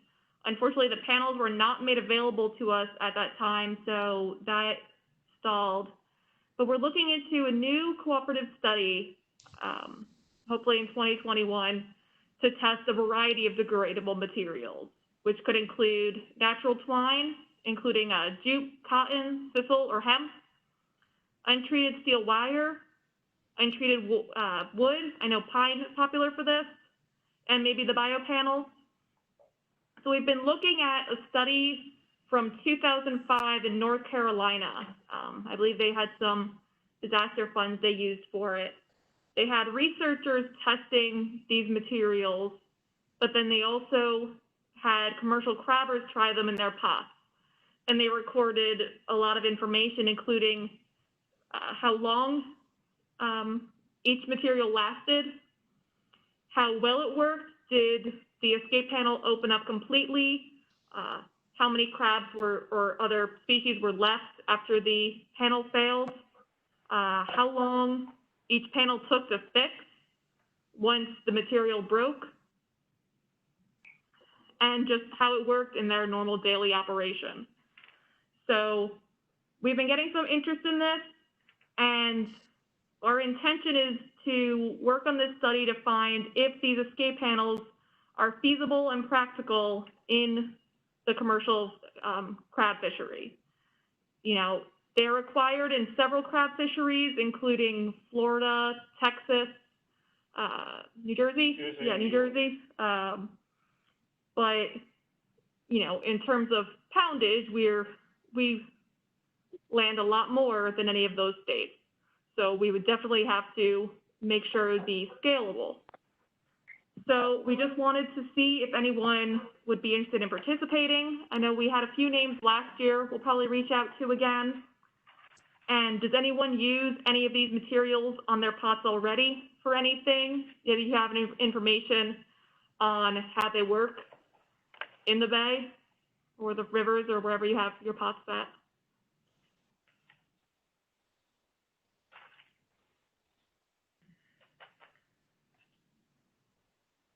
Well, the only time I use bare steel wire is when the galvanized finally wears off.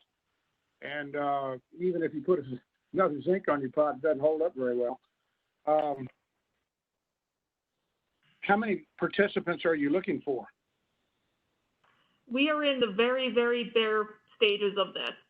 So we don't have a number of participants yet. We haven't fleshed out exactly what materials. We just want to let you know this is something we are going to be looking into. We would hope to have participants from various geographic locations, because how long these materials can last can often depend on salinity, temperature, dissolved solids, even, you know, currents in the bottom in the areas. So anyone interested, we'd encourage to reach out. And then once we have this more developed, we can start talking about how it would work. Do you have any idea about how long you would like to have, or how short a period of time you would like to see a disintegration of the panel? A year, 6 months, 9 months, anything like that? No? No more than a year. Based on these materials, I think if they were replaced during the season, as long as it wasn't too often, it wouldn't be too burdensome. Again, that study in North Carolina, what we'd be looking to see is how long these take, how expensive they are to replace. And that'll kind of give us some idea of what our fishery should go for. And also, all the states we mentioned that have these, they allow for a variety of materials. So they might say the steel wire has to be this thick, the wood has to be this thick, but the twine, it gives all the options mentioned. So it can be that fishermen pick and choose which works best for them, which is easiest to handle, which they found lasts longer in their area. So I think by increasing the number of materials we test, it would give people more flexibility. And from there, again, we'll be able to see what our goal degradation period is. I don't know if, unfortunately, not much work has been done on this in Chesapeake Bay. I don't know if anyone from VIMS has recommendations on degradation time for escape panels. Ram, I don't know if you know anything about that, or Kirk. Yeah. I would hand that over to Kirk. Kirk, we're unmuting you if you want to. Oh, sorry, go ahead. Hey, Alexa, it's Kirk. Yeah, there's done some work on that, but I think that one of the most important parts that came out of the North Carolina study, which I think would be important for the participants on the panel, is that those watermen were very concerned about the ease of replacement, in the sense that they did not want to have to take their gloves off while they're working out there if they had to replace whatever mechanism was on there. So I think that's something that you'll want to consider for this round as well. Well, yeah, their survey was great. It was very open-ended. What did you prefer and why?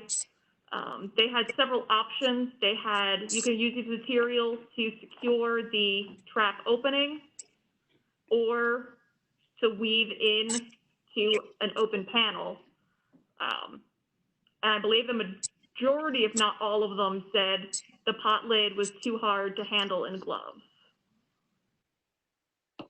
So, you know, allowing for the most input from the fishermen and the crowd is definitely gave the Yeah, yeah, this is Mark Sanford. I got a question. What is the cost of any of these panels that you're talking about? Do you even have an idea about that? So I don't have any information on the Mobjack binnacle panels, the ones that were tested before. Last I knew, they were testing a new design. I don't know where that's gone, but the twines, the steel wire, wood, I mean, that's going to be stuff you buy at the hardware store. Okay, so basically I can go to a hardware store and buy the twine, the wire, and it doesn't have to be approved by the VMRC. Is that correct? Or not? Most states required like a certain diameter, like it was, you know, 8-inch steel wire or something. But other than that, it's not, you have to use this specific wire. Okay. So Mark, this is Kirk. That's the case. So you could get any of this stuff from your hardware store as long as it meets certain diameter or width requirements, and material type like untreated. Okay. And then my other question is this. Okay. So I go to the hardware store and they say it is within the requirements, but I go put this in my pot. Are the law enforcement officers able to confirm that it's correct if they pull my pot up? We'd probably be looking at the dimensions, is what I would assume. Okay. Yeah. Yeah, it's twine. I mean, I don't know, twine. If it's a twine one, how they're going to check if it's this twine? Yeah. Mostly, they'll be looking at the dimensions, is what I would assume. Yeah, there'll probably be a minimum dimension for the opening, and then as long as you're not putting, something ridiculous type of rope in, that they're going to look at and say, you know better than that. Yeah. Well, what I'm getting at is I bought hanging twine for gill nets, and It's varying right now, is what I'm saying. I order 21, and it looks like 18. It depends upon the manufacturer. So I think that's so. kind of where I'm going with this. Alexa, JC, Alexa. Go ahead, JC. Yeah, I tell you, I don't know where this came up again at. We pretty much, a couple years ago, it was a pretty exhaustive research done on this, and it was pretty well proven this was not a practical idea, and from all standpoints, the condition of the wire. You can't even buy 18 gauge wire now. You can only buy a 16 gauge square wire or a 17 gauge hex wire. So, I mean, the wire, you say you want to get a year out of a crab pot. I doubt seriously if you take a pot and put it overboard and don't put a zinc in it, that it'll last a year, especially the 17 gauge. I don't believe it would. So that would cover the criteria that you're looking for a year for a derelict crab pot. We beat this thing and beat this thing and beat this thing, and it's we don't have 500 people crab potting on the Chesapeake Bay in the state of Virginia now, and the amount of pots out there, we just don't have that many derelict pots. I just don't think it's a practical study. It's just not going to benefit anybody. So it's just I don't see why we need to keep beating this dead horse here, because it's not going to lead to anything good. I can tell you that, other than more cost for the commercial watermen. I'd like to add to that. The study you're talking about, was that I know you participated in 2017 where you were testing the Mobjack binnacle? Yeah, that's correct. Yeah. Yeah, so that's why we're looking to kind of diversify to find more information out about these other materials. Because I know some of the problems named in that study had to do with the specific design and how you attach the more rigid plastic type panel to the pot. Yeah, I mean, the biggest problem on the commercial side is keeping the pots clean. We have to, in June, July, and August, depending on where you crab at, but you do not get over 7 to 10 days, and you have to bring a crab pot ashore and have it pressure washed. I don't care what kind of panel or what kind of material that you put in the crab pot, they are not going to hold up when you've got a 4,000 psi pressure washer trying to clean these crab pots. It just is not practical. It's just not going to work. I don't see any material that would hold up to this kind of cleaning that we have to do, and you got to do it. I know we have to do it up here. I mean, it's gotten terrible. The hotter that the water gets, this summer it was 85, 87 degrees. 1 week to 10 days, you had to take your pots up and clean them. So until they can prove to me that they can develop something that will withstand pressure washing without fouling up, because you got to clean it. If you don't clean it, it's going to foul up so bad it ain't going to do any good anyway.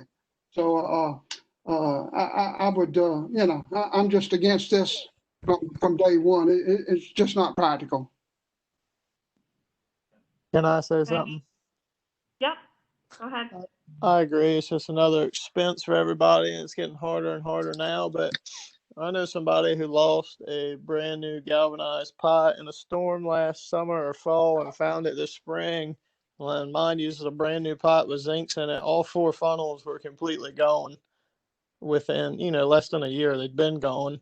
The wire we get now is nothing compared to what it used to be. I mean, like he said, I don't even think it holds up. I pressure washed some peeler pots the other year. That was the worst thing I ever did in my life. It blew the galvanized off, and they didn't last a year. So I don't know what material would be any better or worse than that, but it's getting pretty bad what we get.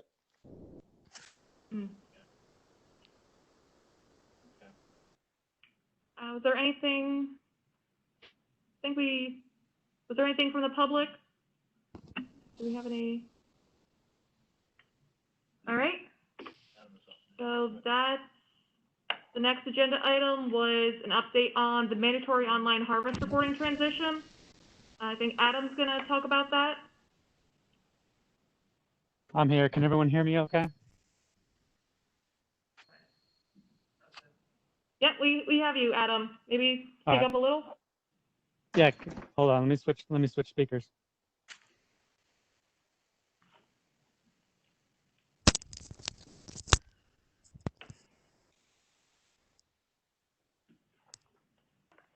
Is it better? Can you hear me? Still a little quiet, but you're coming in clear.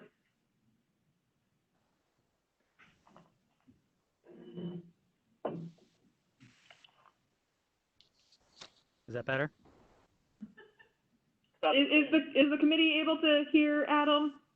Just start talking, Adam. If we can't hear you, we'll say so. Okay. Yeah, is that a little bit better? Can everyone hear me? That's good. Yeah, that's good. Okay. All right, great. So this isn't an action item, and this isn't something we're looking for a motion on tonight. But we did bring this item to you at the last CMAC meeting. And what we're really looking for is not only to pass along information, but we're really looking to solicit information from this committee, as well as the industry that this committee represents. So the mandatory harvest reporting program for VMRC is looking to transition blue crab harvesting and reporting from our paper reporting that we've been used to since our 1993 when we introduced this program to a digital system which is available through our online application. This is something that we did for oysters earlier this year. Right now it's only voluntarily, but it doesn't look like it will be mandatory come January 1st. So during this COVID circumstances, it's even more evident now that we need to switch to a system from paper reporting to something more digital so we can get this information a lot quicker. I think some of the information that Alexa showed earlier that showed blue crab harvest really highlights some of the difficulties we're having paper reporting. We have, just for blue crab licensees, sometimes 150 to 200 people with blue crab licenses who haven't reported their blue crabs. So this does not really help us when we're coming to these committees and looking to do some kind of management actions. You can see in this meeting right now, we're looking to open up that December season, and we just don't have the data in the database, and a lot of that is delinquent. The information that we have shows that a paper report takes just over 90 days to get from harvest to in our database, whereas a digital report takes just under 20. So the information gets a lot quicker, and not only that, it's a lot more accurate. The information that you are allowed to enter in the online database really pigeonholes you into what areas are open, what seasons might be open, what licenses you might have, and really cuts down the number of errors, where those paper reports, if you've ever looked through them, Lord knows what people put down on them sometimes. So we're bringing this in committee as a reminder that we are looking to transition to an online system sometime in 2021. The goal before 2019, before COVID, was to really look at a March transition date, March 2021. I think that's a little unrealistic now. So we're looking at probably sometime later in the year in 2021, maybe in the August range. This will give us time to really learn from everything that's going to happen with oysters and really do a better job with blue crabs. So we're really bringing this in front of you tonight for two things: to see if this committee had any comments on it or any concerns, but we're really looking for feedback that you can give after this meeting, either by contacting myself or Stephanie Iverson, who heads up this program, who many of you are familiar with. We're really looking to flush out some of this, and we're really looking for feedback to make a product that is usable and more user-friendly for this. So I'll stop there and see if the committee has any questions about the transition plan or any concerns they might have about it.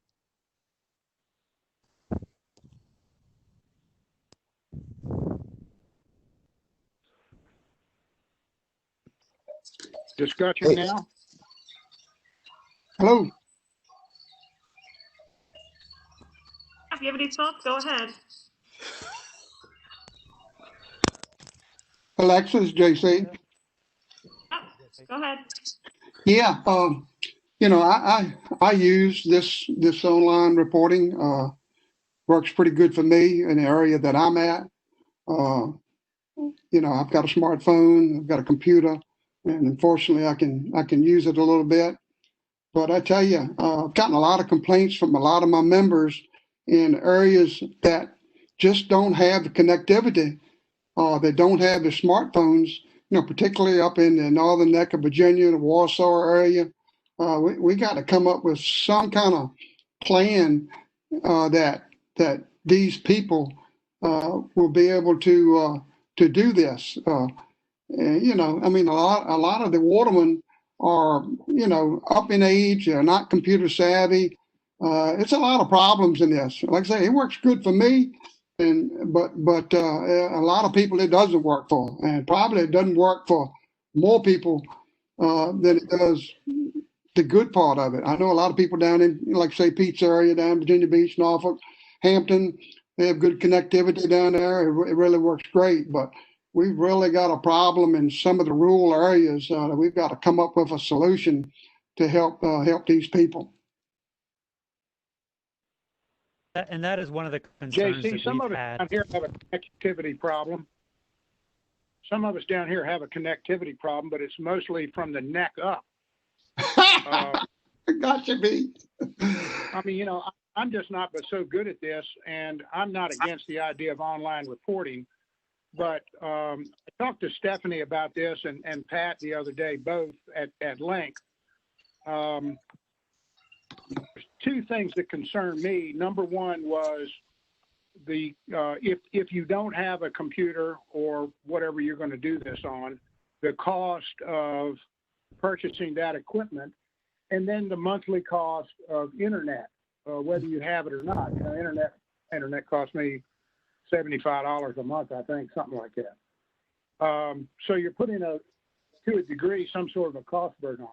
So it's an infrastructure expense for someone. And then the other part, especially in my case, which I was going to take a course in this stuff early this year to try to get more proficient at using this, IT stuff. And the COVID prevented that because I was going to do it through pretty much shut down their courses.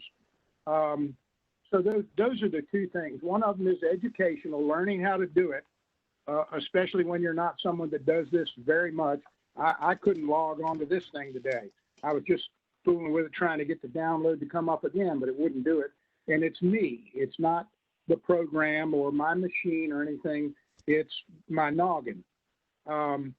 And I understand that, but if you're uneducated, you're uneducated, whatever it is. I'm just one that's not taking the time to really do this because it's not been that necessary for me. But as every day goes by, it becomes more and more necessary because I'm missing out on a lot of things.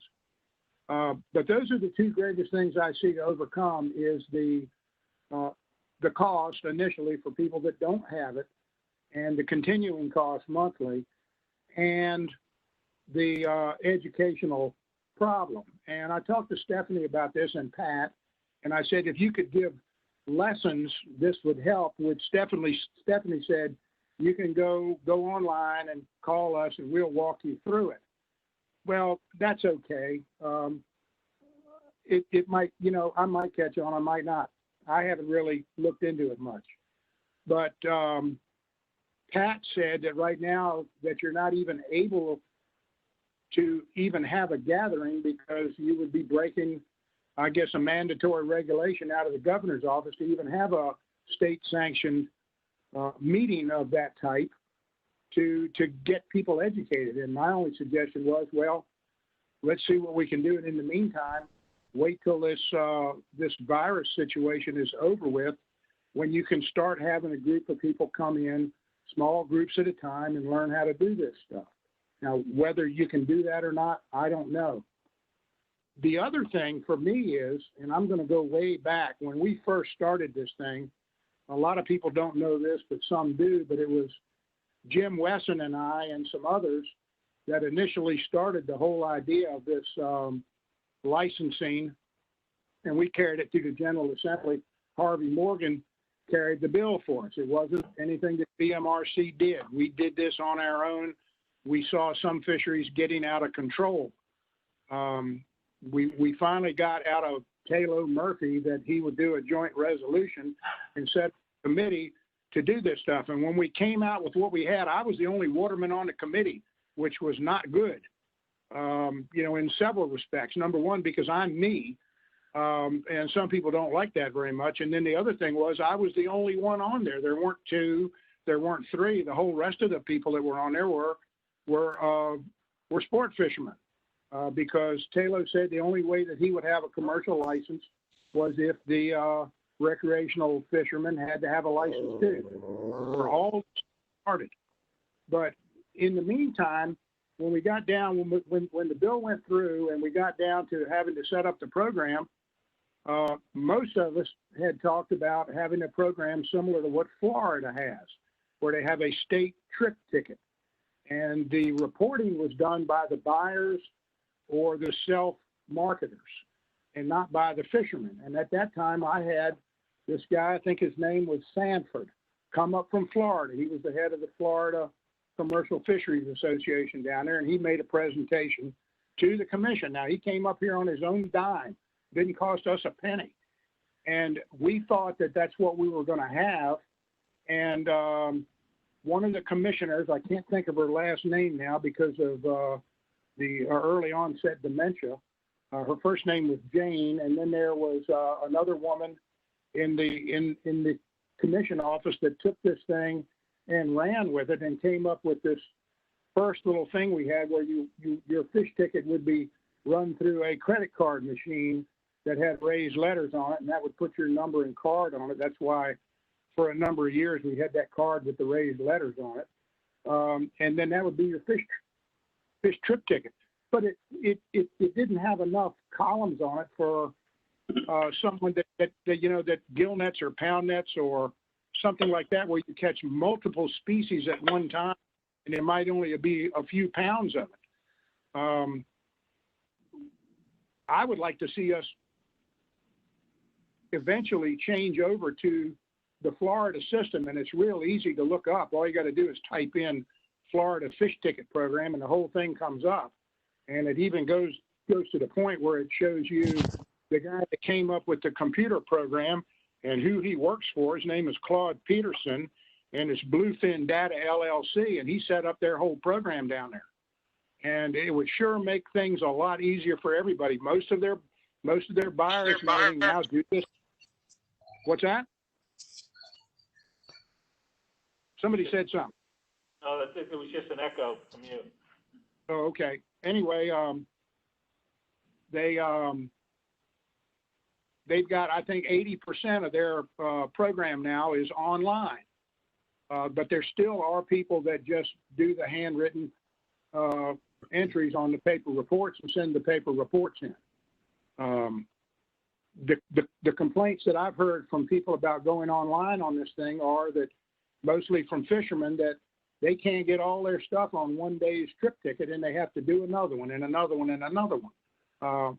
I know, for example, I go in Georgia Seafood on a daily basis to get stuff, and he's a wholesaler, and he gets product from Kenny Heath in there a lot, and his fish ticket will be 20 items long, and some of the items in there will only be 5 pounds of this and 2 pounds of that and 1 pound of that and 3 pounds of this, and then you'll get into his main catch.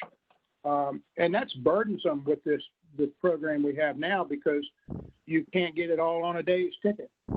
I can speak to some of those, Pete. So I can't speak to the Florida program, so I won't really touch that, but it is something that I'll talk to Stephanie about and look at. One of the reasons that we are transitioning oysters, or have transitioned oysters, as he spoke about Kenny Heath, is oysters is one species, and then blue crabs might be 4 or 5, depending on if you have number 1s or number 4s, whatever it is you have. Right. We understand right now that. Can I speak to this also? Yeah, let me. I might hit on some of them, Mark. So let me answer to some of Pete's questions. So we understand that things like gill nets and pound nets that might catch 20 species online really isn't the best option right now. So we are not prepared to go forward and make those fishing gill nets and fishing pound nets to go online at the moment. We understand that oysters is one species, and that's already done, and blue crab will be the next natural transition. The other thing Pete hit on right now is not being able to have people in our building. We understand that we're under different circumstances right now because of building closures. That's why we're not pushing forward with this right now. We're bringing it to the committee to get feedback so that sometime in 2021, when we can open up the building and we can have tutorials, that we can help the public and we can help harvesters get through this. Right now, we do have an online tutorial. We also have online mirroring, which you can pull up and we can actually see your screen and see what you're clicking on and help you get through your reports, because your reports are probably different than if you're in a group setting with 10 or 12 other people. So right now, that actually might be a better option. The other thing that we looked at doing was to have our staff available by appointment, either in our office or in the field offices, so that we can help you on appointment and you could show up, say we'd be there the first Wednesday of every month, and you could show up by appointment and we could help you work through and get these online. Those are all things that, because of COVID-19, we can't have people in the office and we can't do the groups, but they are in the plan to do, and that's why we're pushing this down the timeline. I think the third thing Pete hit on was... Before we go too far, what is your timeline going to be on doing this? Because you're going to affect, you know, a lot of people that are like me. I'm just plain old ignorant on a lot of this stuff. We've already done it for oysters, so that's in regulation, and that'll be enforceable come January 1st. So we're looking to learn a lot from oysters, and that should help the blue crab community. What the exact date is that we're looking to go forward with, we're not sure yet. We're looking to see the feedback from oysters. We're looking to see how circumstances from COVID-19 change, and we're looking for feedback from this committee as well as the industry. So I can't tell you that we're going live with it on July or August or September, but it is something that we need to transition. The current program is extremely expensive. It's extremely slow. It does not give the data we need. And data typing is becoming a thing of the past. The data typing company that we use is the only one in the area. It's South Carolina Data, and has been sold 3 times in the last 2 years. So at any point, this could just disappear. I went over all that. I mean, I know everybody else needs to know this too, but and I appreciate every bit of that whole thing. I understand completely. And what my intent is to streamline this for you and me. And I think the system we have now is what I heard Gordon Lee one time describe a phrase is a goat. It's just way more burdensome than it has to be, mainly because its original design was flawed, and all we've done is kind of expand on that same original poor system. And I think if you're going to do this, you should at the same time be looking at streamlining the operation. I talked to Rob O'Reilly about this many times before he retired, and he said we need to go to the other system, of having the buyers be the major reporters and not all the watermen. Number one, you're going to cut down your number of reports. Pat said to me the other day that he was concerned about it was not effective as far as checks and balances go, but the watermen are still, your commercial fishermen are still going to be required to keep their fish tickets. They have to have them, if nothing else, for state and federal tax purposes. So that's just a requirement. And what Florida does, I'm sitting here looking at a sample of it now, and it has everything on it: actual time fished, hours or days, areas, state, county, depth, feeder fathoms, gear fish, purse seine, haul seine, long line, hand line, traps, trawl, gill, trammel, cast, bandit, or other. A number of sets, quantity of traps pulled, soak time, head boat, guide boat, charter boat, aquaculture, lease number, and all that's on there. And then on this one page, they have about, I think, 8 or 9 lines on this one. I'd like to see one with a few more lines on it. And they print these tickets and give them free of charge to the buyers. And everybody gets a copy. The buyer gets a copy. The fisherman gets a copy. The state gets a copy.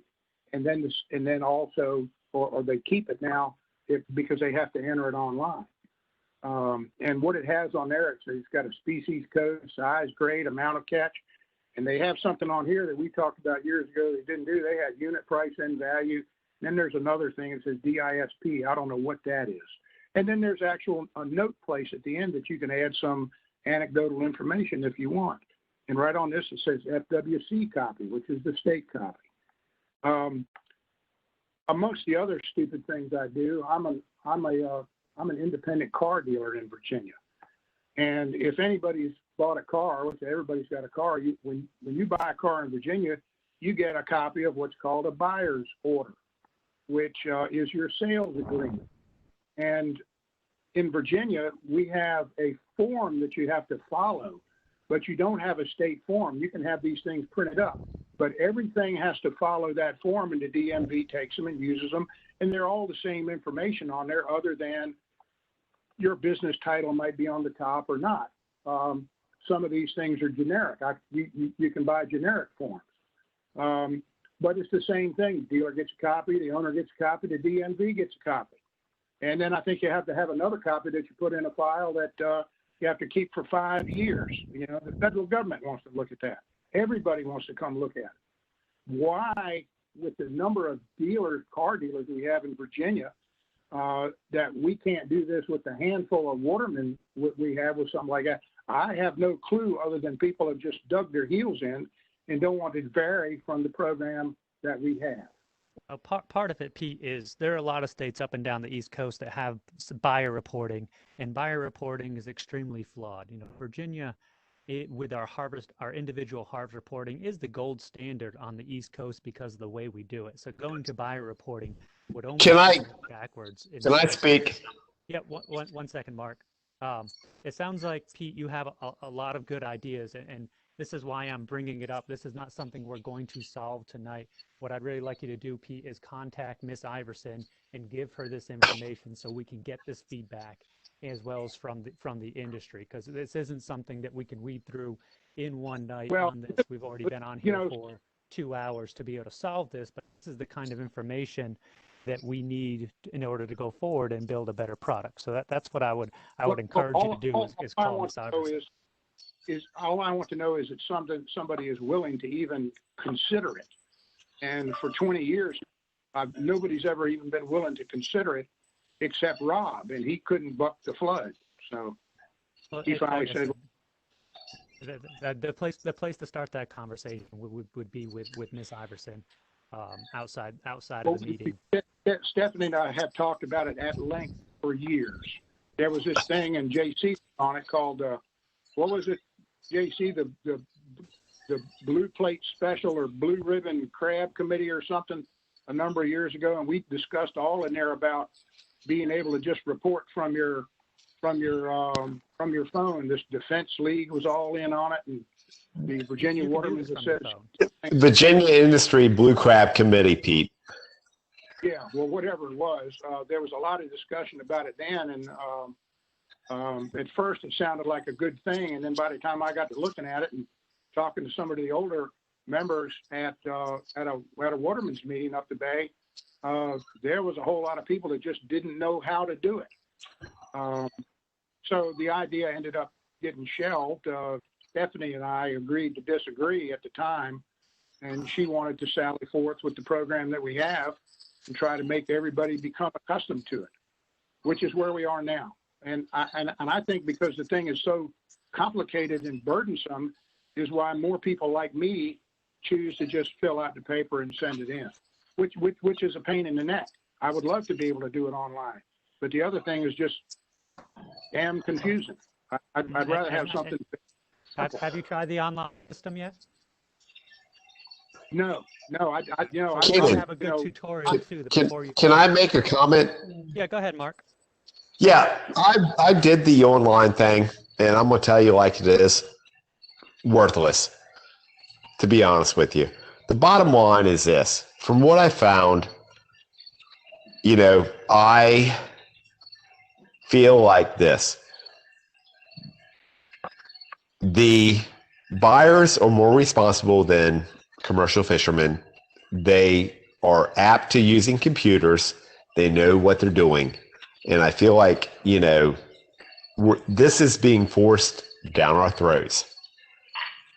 And basically, we need to step back, look at the whole system that we have in place right now, and maybe consider the Florida system or even North Carolina. And we talk about it's not going to give us the data that we need of where you fish or how many yards you fish, or how many pots you fish. But the reality of it is, when I was down there in North Carolina dog fishing, they would come down there and they would ask me those exact same questions. So we need to reevaluate what we're doing up here. I think the buyers are more apt to using computers, and I'm gonna tell you like it is. I'm not very smart. I tried the online reporting and I was not very good at it, and I gave it up. Online tutorial.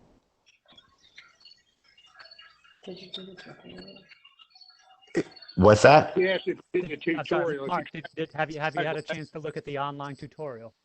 No, I have not.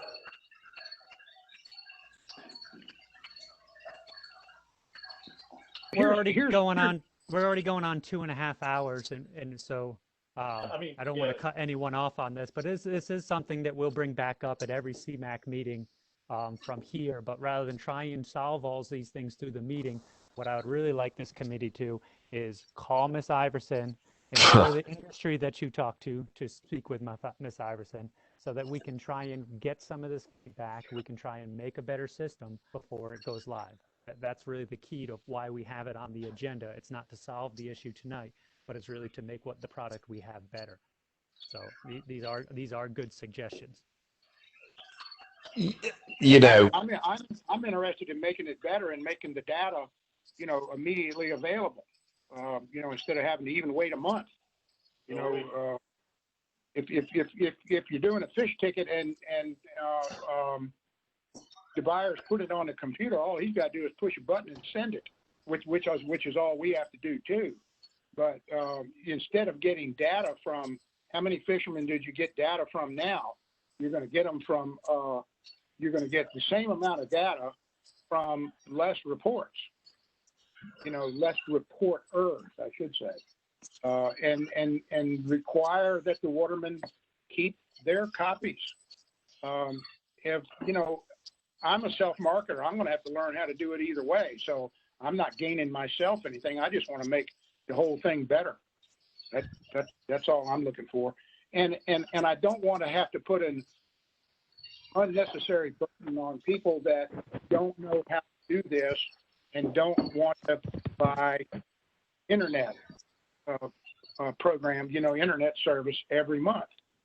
It's available on every cell phone and every tablet, and when these COVID-19 restrictions change, we are looking to have it in office too. So that should really spread out the burden of people having to buy. Hey, I've got great big hands, and my fingers are as big as hot dogs, and I cannot do anything on my phone without hitting 3 things at once. So that's out of the question for me. I don't know how many people there are like that, but a lot of watermen are the same way. And, if nothing else, their hands are all beat up. But folks, listen, I'm going to cut this conversation off because we are going on 2.5 hours on this meeting. We'll have time to discuss this further. It's just, Adam wants you to just bring it to your attention. This is what he's done with shellfish, and, it's not happening tomorrow. Okay. It's going to happen sometime in the future. When that future is uncertain at this point. You brought up some good points. We'll look into those, and we'll be discussing this more with you. What else do we have on the agenda tonight? I think just if there's any other issues the committee or the public wants to bring up that aren't on the agenda.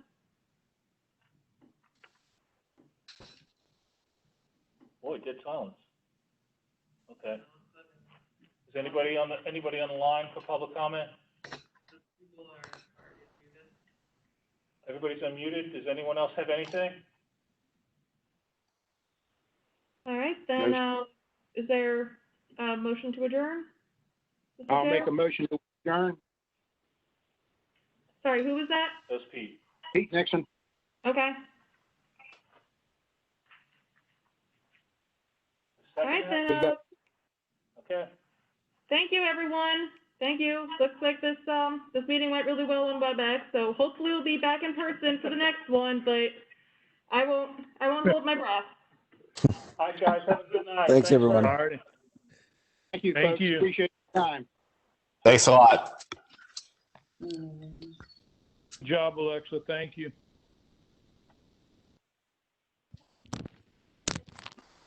Yeah.